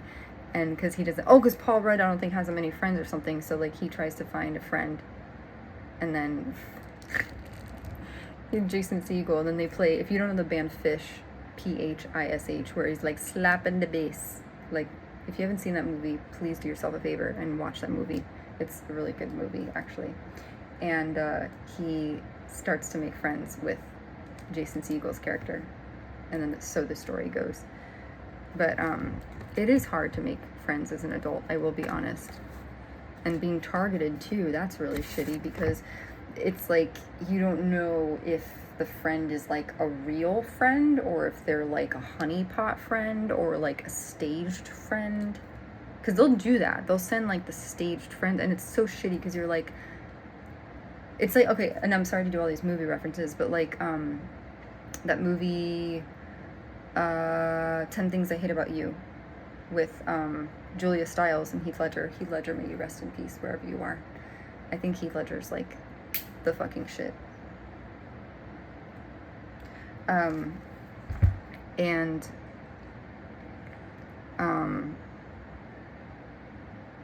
Anyways, because he took his life, and that's really sad.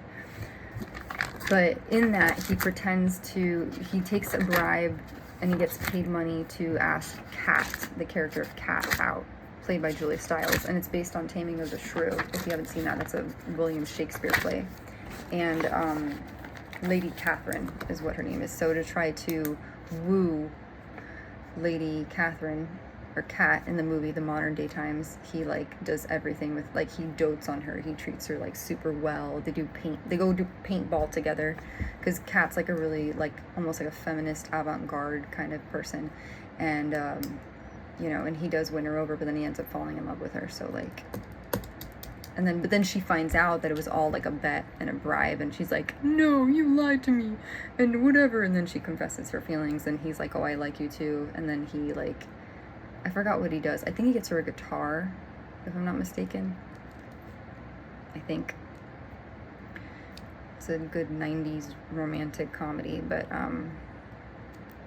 yeah, that's kind of what I equate sort of with gangstalking and targeting. People, I think, get obligated to be your friend or date you, and it's really shitty, because for someone, like I said, I pride myself on authenticity and sincerity. I try to approach everything with the utmost sincerity and authenticity, and then you get duped and you find out that someone was playing you, or you were just a bet or an obligation. It's really shitty, because I never want to be someone's obligation. I want, the real thing. So, I don't know. Betrayal's a really strong word. So is trust.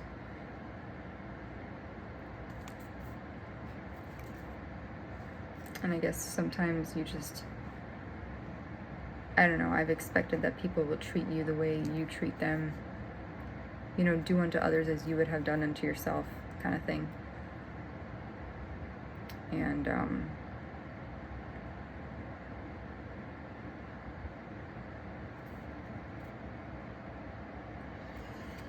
I don't know. Do you show people compassion? Do you show people kindness? Like just willingly, blindly to everybody? Or should you just reserve that for people that deserve it, you know?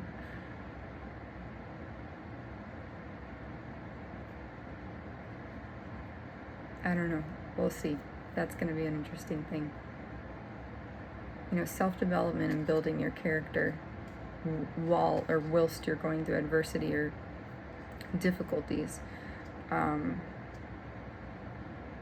takes a lot of humility and vulnerability, and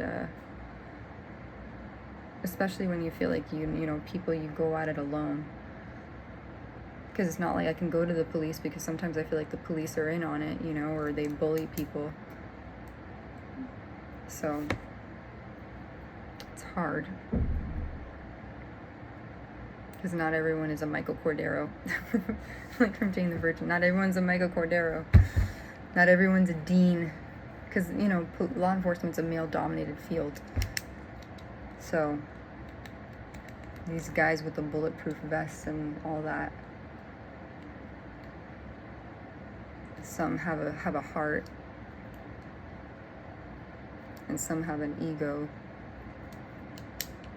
But then some people have both, where they know how to tame the ego and they lead with their heart.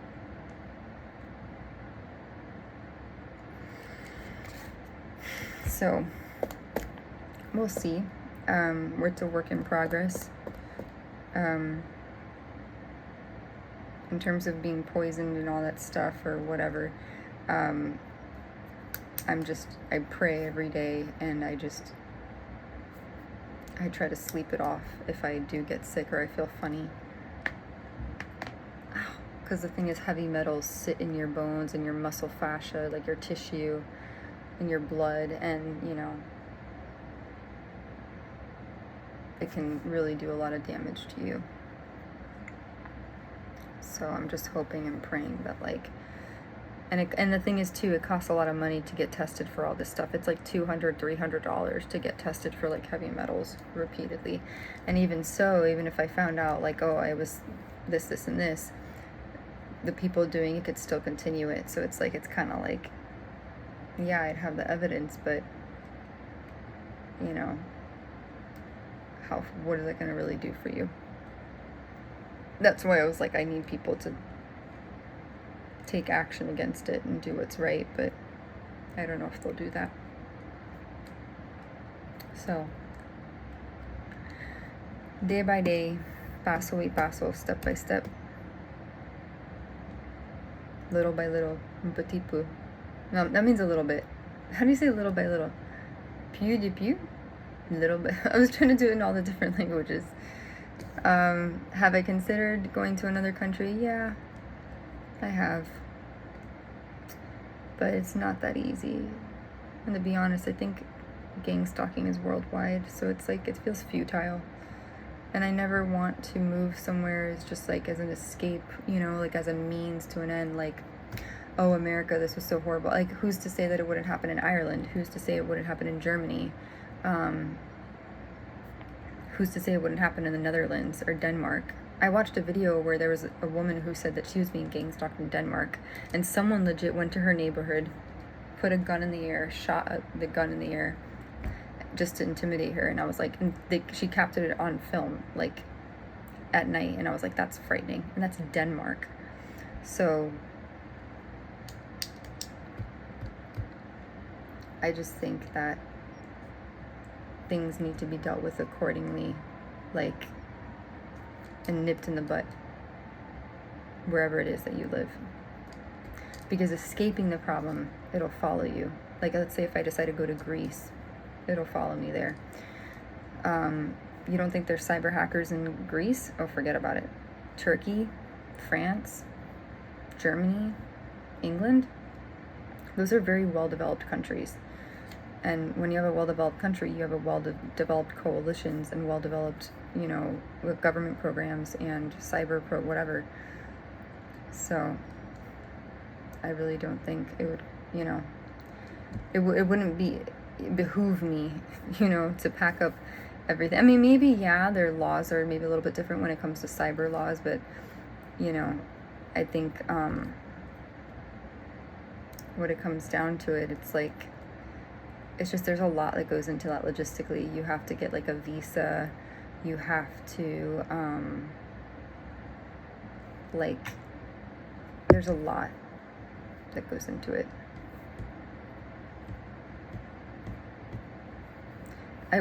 Do I wish I can pack up my things and start a new life somewhere else?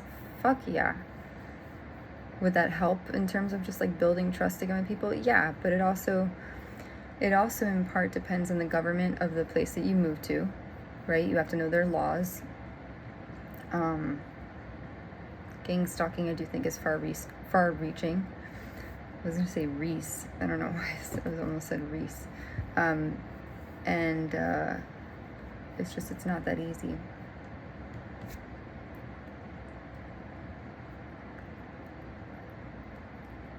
So, yeah.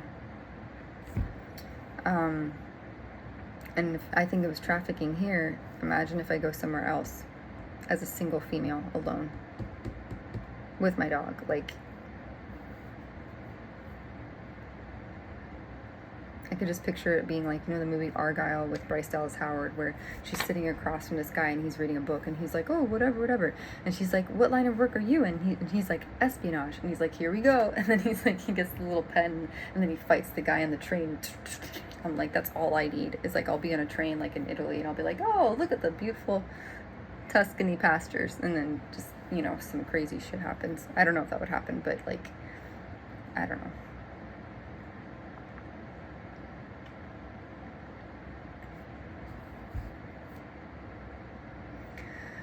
So, yeah, good times. Good times.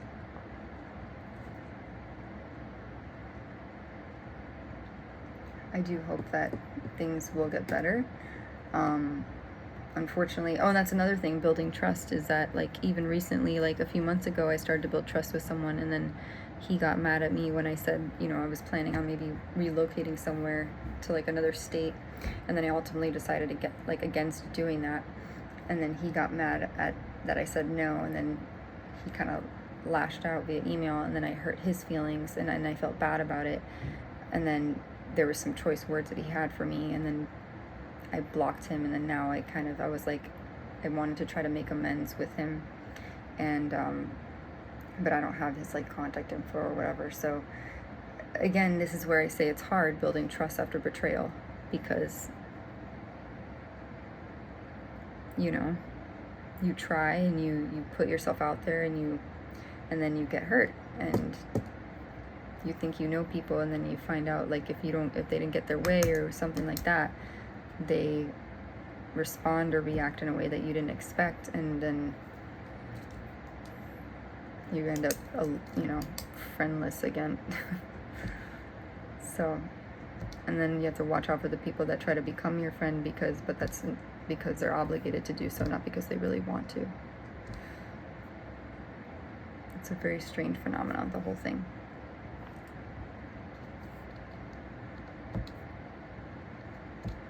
And then you wait around for people to help you and give you answers, and they don't want to.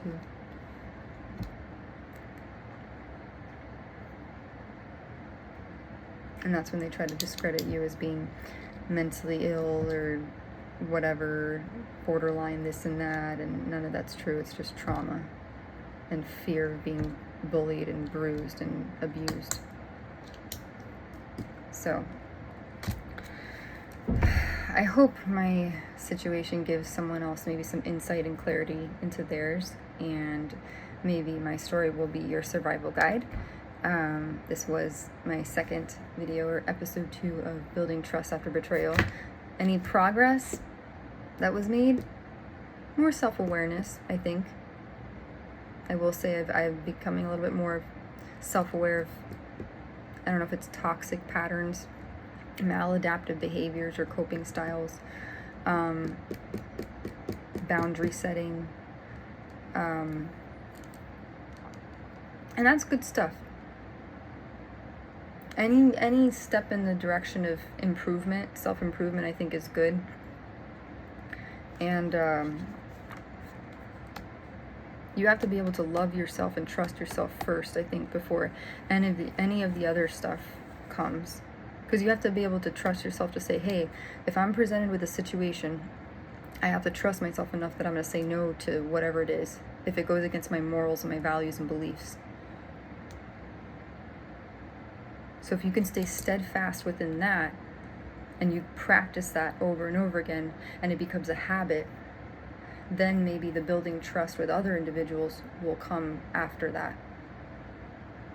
It's almost like this idea of you have to love yourself before you can love anyone else. Maybe, I don't know. And you would think at 34 that I already have that down packed, but like, life is a journey. It's like I said, a work in progress.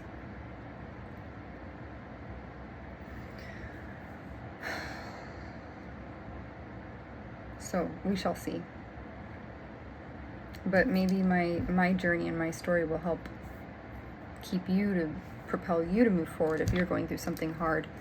Like I said, betrayal comes in all shapes and sizes. It doesn't have to be necessarily like, in my case, it had to do with stalking, hacking, cyberbullying, and whatnot. Maybe for you, it was a cheating spouse, or a lying coworker, or I don't know, what would betrayal, I don't know, there's so many different things. Or someone maybe stole something from you, I don't know. People steal from people all the time. Or maybe people committed a crime, maybe someone committed fraud. I mean, there's a lot of things. Maybe someone gossiped about you, or started a rumor about you, stabbed you in the back.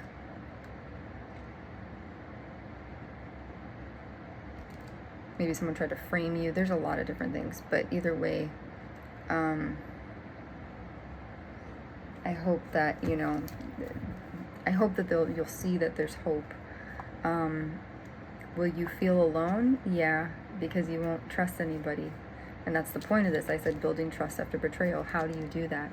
Can you do that? Is it possible? I do think that there are good Samaritans out there. I don't know where they are. I haven't encountered them. I thought I did. That's another thing that hurts too. Like recently I applied for, there was a location that seemed rather promising for me to move to, and just like as in perfect timing,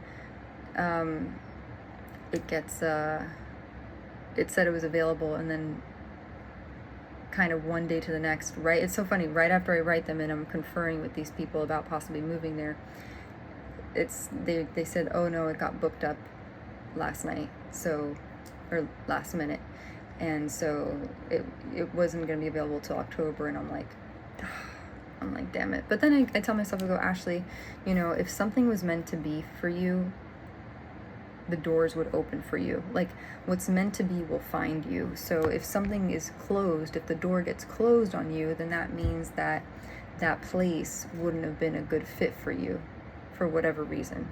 And that, they say God's protection, I like to say redirection and rejection is God's protection. Or rejection is redirection and God's protection. That's kind of how I see it. So, and when one door closes, they usually say another one opens. So, yeah. I hope that makes sense. And sometimes when you look, there's also a quote that says, sometimes you look so long at the closed door that you don't notice the other doors that are open around you. So,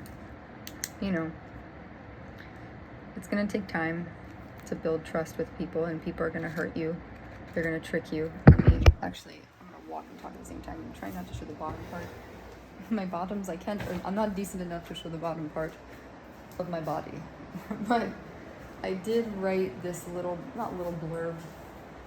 It just came to my mind. Oof. It says, I wrote this one day when I was working, because I was just like, how do I put, don't feel so bad for others and don't be so nice. People know exactly what they did and what they're doing. Some preyed on your downfall and some were waiting for you to die, but you didn't, but you lived and you'll continue to live. I highlighted it in blue because I was like, sometimes I don't believe that. So I'm like, I try to tell myself, push forward. Pray, keep the faith and let them talk. The ones who really care will be there for you. And the ones that don't care won't. And the sad truth is a lot of people would trick, use, and hurt you to get ahead. It's a cold, hard truth, so you must be discerning, as painful as it is, but never lose your cool or kindness. And while you're still here and alive, do your best, make it count. And it's okay to look out for yourself, to speak your mind, and be particular about who you give your time and energy to. And whenever you get sad or lonely or upset and angry at the way things have turned out, or irked by injustices, unfairness, close your eyes, breathe, say a prayer, react less, channel that energy in being proactive, and ask for the angels and Christ in heaven's divine love and protection, and say, this is not real. Imagine it as a test or a sim, like in that movie Divergent, and you'll win. It's because I put that in there and I was like, because you never know. Ask for divine guidance and wisdom and create the sunshine. No one can make you feel inferior without your consent. Yes, it's scary. Yes, it's unfair. Just keep believing that there are good, kind, honest people out there who do care and will help you. So don't get discouraged no matter how shitty people can be.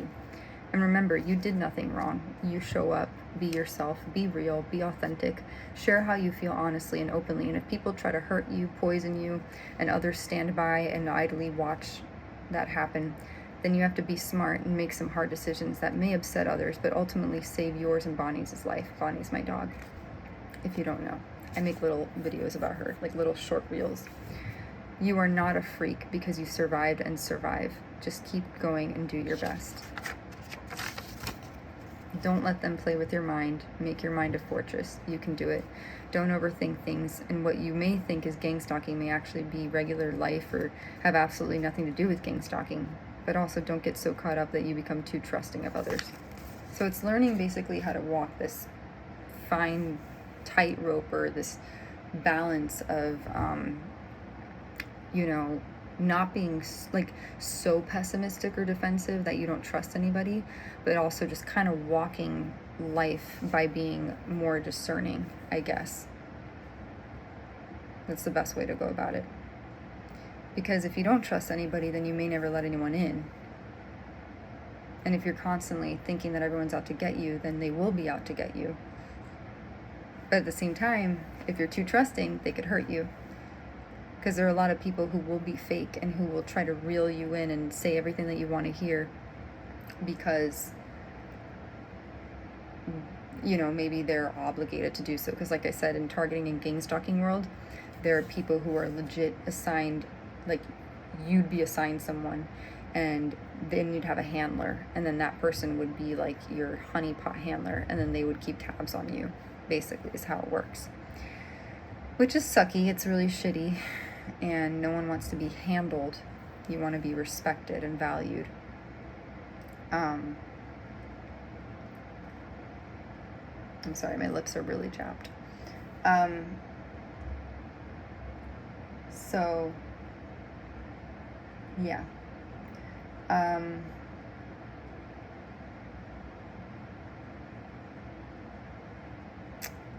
Anything else I want to add to that? I think that's it. I feel blessed to still be here, especially after yesterday evening, an overnight. I had the worst stomach ache ever. I ate pizza, and I don't know if it was just food poisoning because it was undercooked, or because someone intentionally put something in there, and it just made my stomach just go topsy-turvy, and it was horrible. Absolutely horrible. And I had to miss work because of it. Because I couldn't feel up to making calls to people and being like, hi, my name is Ashley and I'm calling. I couldn't do it. I would have been like, hi, my name is Ashley, I'm calling. Like, I can't do it. But like I said, to the men out there, look up the character Michael Cordero. Brett Dyer did a great job portraying the character. Look up the character of Dean on Gilmore Girls. I think those are good role models to go after. And to the men out there that are already married, hopefully you have happy marriages or partnerships. I don't know. I don't know, because that's what you aspire to, right? You don't want to have this like toxic, tumultuous marriage filled with hate and doubt and mistrust and fighting and arguments, and like, who wants that? Nobody wants that. You might have someone in your life, but then, it's like you don't want to be walking on eggshells and you want to be miserable for the rest of your life. They always say you want to look across the room and say, that's the love of my life. And it's there was something I saw in Pinterest recently. It said it's true love is not like unconditional love. It's like reciprocity. It's following through and saying that you'll be there, and that you'll be there, and that you'll do what you say you're going to do, and you say what you're going to do.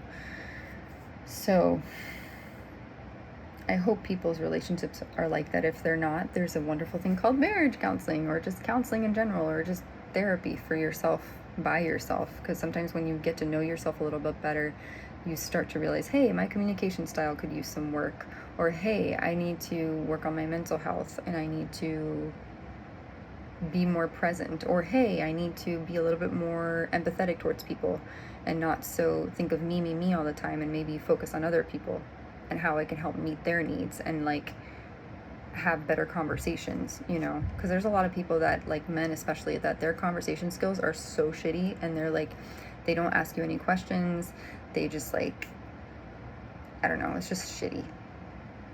So I hope if I had a wine glass, I'd be like, here's to happy marriages. I don't know, or partnerships, because that's ultimately what I think people deserve. And if you're like in the crime world, by the way, and like you're watching this and you know my channel, yes, I am like that person that's like sunshine and happiness and love and peace. So if you can stop doing gangstalking or targeting me, that would be great, so I can get back to living my life, because I'm in pain every day. I do feel like I'm being drugged and poisoned and all this stuff, and people aren't doing anything about it, so it makes it hard, living very hard. And I would like to get back to living my life the way it used to be. So, again, I hope that helps somebody. I wish I can be like, yeah, I made a friend, and, everything is peachy keen and wonderful.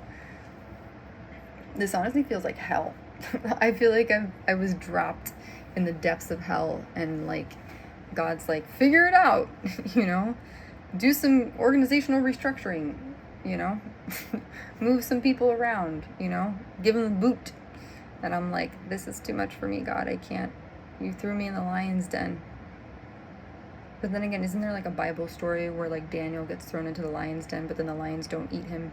So, and then Jonah got eaten by a whale or something. I don't know. Maybe he got spit out. How does that work? I don't know. Is it like the whale in the Dory movie? Or the Nemo movie, when they're like in the thing of the whale, and then the whale like shoots them out, and then they somehow end up in Australia? I don't know. Anyways, I do recommend you make little notes for yourself, make little affirmations if you are struggling, to trying to cope with hard things and uncertainty. I will say my biggest thing is trying to cope with uncertainty. There's a lot of question marks that I have. I didn't really get closure for anything, and I really do feel like I'm experiencing violence in my life. And it's violence in the sense of intentional druggings, or not druggings, poisonings. So because people aren't supposed to have, like, according to my readings, where my deck, I don't know, here, my homemade deck, for all the other card readers out there, this is how thick it is. And the stuff that comes out is no bueno.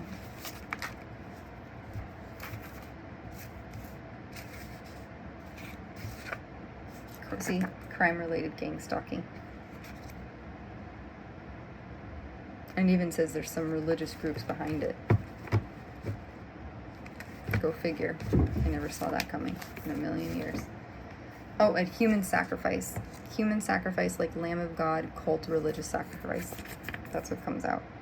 Please disregard the staples. It was a piece of paper and I had to make it thicker and I didn't have money to buy index cards, so I just like literally was super ratchet. So I did it like that. But it says there's religious cults, groups, or whatever, and they're doing crime-related gangstalking, and it says someone wants to sacrifice me the way that they sacrificed Christ. Not kidding. I am not kidding. And they want to put me in bad health on purpose. Fun times, folks. Fun times. It's great being a psychic, medium, intuitive, and then you get answers and you're like, oh shit.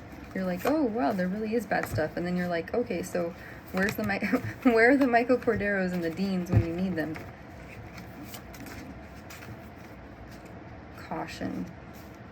Yellow light.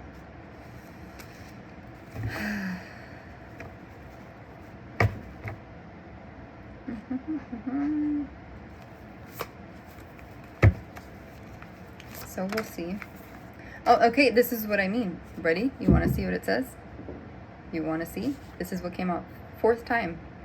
It says, this says gov, G-O-V, no. So it says government, no. So I am very confused. Because all the stuff that is being done to me, you would think you would need some sort of like government access for, but it says government, no. So that's the piece of information. Look, hits and hits. See, I was right. I do have people putting hits on me. Oh, I'm not going to mention that, but it's someone specific that I don't think likes me very much. So.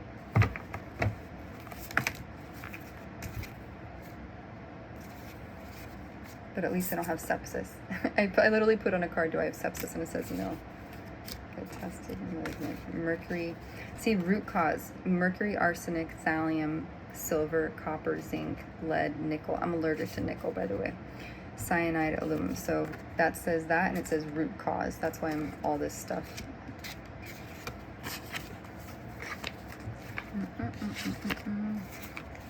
But then it says good outcome, good health. So we'll see, folks. Yeah, there's someone from my past that has something to do with this, but I'm not going to get into that. So I'm going to try to think positive. I'm going to try to remain hopeful, and I'm going to try to find hope through hard times, and I'm going to try to build trust after betrayal. Will that be easy? Probably not. Will people trick me? Yes, they probably will.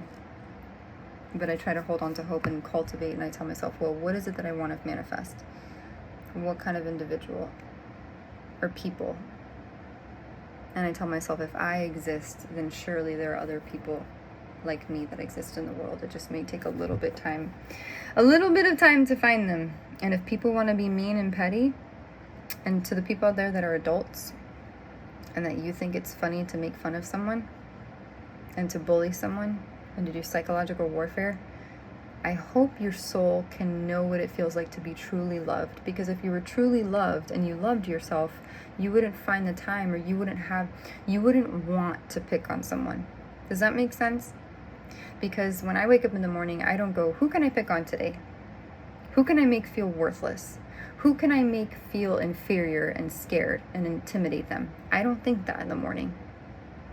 When I wake up in the morning, I check my phone, maybe do a survey, check my emails, turn on my little affirmations, have my breakfast, even if I am in pain, and then I go about my day and I go, how can I help the company that I'm working for? How can I do the best job that I can? I may not be the best at it, but how can I do my best? That's what's going through my mind, amongst other things. How do I survive this whole mess? While I'm working, how do I survive this mess and whatever? So I'm going to leave it at that. I feel blessed to still be here. Hope is powerful. And it's very hard to extinguish hope within someone who literally exemplifies that every single day. So if you are someone that is targeted or you're getting hurt,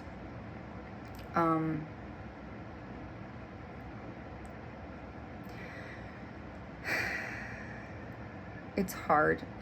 What helps me is I tell myself I'm not this body, I'm just a meat carcass, a soul in a meat carcass. So if you feel like you can't overcome something, just remind yourself that you have immense power and immense strength within you, and that there's that Winnie the Pooh thing that's like, it says, you're stronger than you're smarter than you think, you're stronger than you seem, and you're whatever than you. I had a manager in my child life job that told me that when it was like my last day there, and I was like, you know what, I am gonna try to believe in that. And then on my thing it says, you can do hard things that scare you, focus on your goals. And then I have a manager in my job now that says, go, fight, win. So I put that on the bottom, go, fight, win. So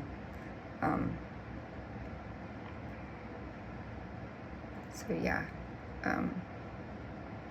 A narcissist, by the way, you know, when you deal with that, whether that's in a relationship, I will say, if you ever get in a relationship with a narcissist, please be, unless they have, sometimes they're self-aware and they take accountability and they go, yeah, I'm a narcissist and I, you know, covert or overt or whatever, and they don't think about other people, or they care about their needs only, so they don't ask you what you need. So it's a work in progress for them. Do I think that there's salvation for them and that they can change? Yeah, I do.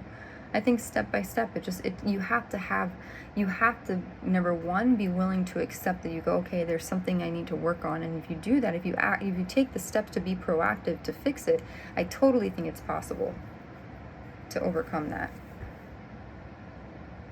So, but if someone's a narcissist and they don't see that, then that's dangerous, because they will suck you dry. And if you fall in love with one, it's very hard to get out of that. Very hard. So be careful about the energy that you attract. Be careful about the energy that you're putting out to the universe. Make sure you're very specific about what it is that you want. You know, because if you're wishy-washy in your energy, the universe is going to respond in that way. Whether you believe it or not, whether you're into spiritual woo-woo stuff, that's what will happen. So, yes.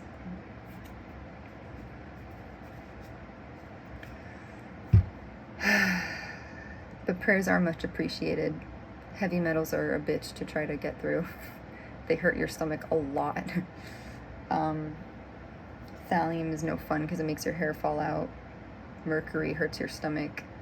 And all this stuff hurts your liver and all of that. So, and I hope they're not carcinogenic, because that would not be fun. So, prayers are appreciated. Thank you for listening. I hope that my story can help you get through your story, because everyone's story is different. Some people go through divorce, like I said, which is a whole different ballgame.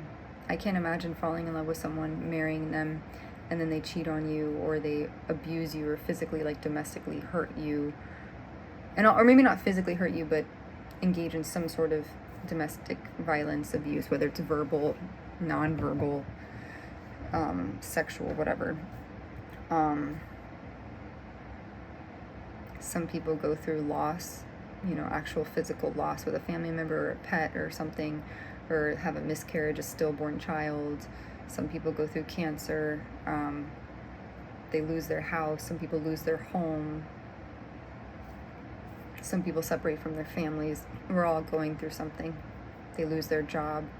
And the last thing we need to do, to be honest, is to treat each other like shit. The last thing we need to do is pick on each other because we have differences of opinion in politics. The last thing we need to do is pick on people because their sexual orientation is different. A guy likes a guy and the whole world ends. Give me a fucking break. A woman likes a woman and suddenly, oh my God, but that's not in the Bible. Shut the fuck up. Like, literally shut the fuck up. I'm sorry. I have no time for that. It's not in the Bible.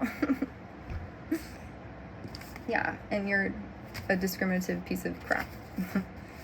What is a man? If a man loves another man, is that gonna like ruin the world? But yeah, we have wars where people are trying to kill each other. I have people trying to hurt me and give me like hell, and I did nothing wrong. The last thing we need is adults bullying other adults and being petty. So if you want to be petty, if you want to wake up tomorrow and you want to put your feet on the floor and you want to say, I want to be a piece of shit today, then let me tell you what's going to happen with that. What you give out is what you get back. There's a wonderful lyric by a wonderful songwriter. Her name is Sarah Bareilles. She said in a song, you're only going to get what you give away. That stuck with me. And I said, Ashley, no matter what someone does to you, do not stoop to their level. When someone goes low, you go high. When they go low, you go high. Never stoop to their level, because you're going to be scum just like them. No matter if they make fun of you and they call you Matilda and they call you 11 from Stranger Things, if they call you whatever, you know who you are. You are a child of the Most High God. You are special and you are important and you matter. And if anyone tries to tell you otherwise, or they try to take your life, or they try to be pieces of shit, and they want to be mean to you, remember that they're miserable on the inside, because a happy person does not hurt another person. An unhappy, miserable, jealous, envious, spiteful, resentful person hurts another person. Secure people who are focused and goal-oriented and driven are not sitting there trying to figure out how to undermine another person. They're going to figure out how to uplift humanity and help the other person. So the next time you want to choose what side to be on, you want to be on the dark side, like in Star Wars, the bad people. If that's what floats your boat, then go do it. You want to be part of the people who are righteous and honorable and have valor, be a part of that. That's a lot more freaking cool than being a part of a fucking group of people who just want to wreak havoc and sabotage a bunch of people because they have a chip on their fucking shoulder and want to control people. Because when you have control, you have power over people. And when you have power over people, that means you have authority. So you want to be obsessed with authority, you want to be obsessed with respect and democracy and helping people. That's what you have to ask yourself. And even if you do it on a very micro scale within your community, just showing up for yourself and waking up in the morning and saying, hey, I choose goodness, I choose grace, I choose humility, then that by default, I think, will help propel you forward. That's how I see it. And this is coming from someone who's been fucking brutally, almost nearly assassinated or killed, like numerous times. So I choose goodness, I choose grace, and I choose humility. Hopefully it doesn't get me killed, but you know what? You do what you do. What was it? What did I used to say? I used to say,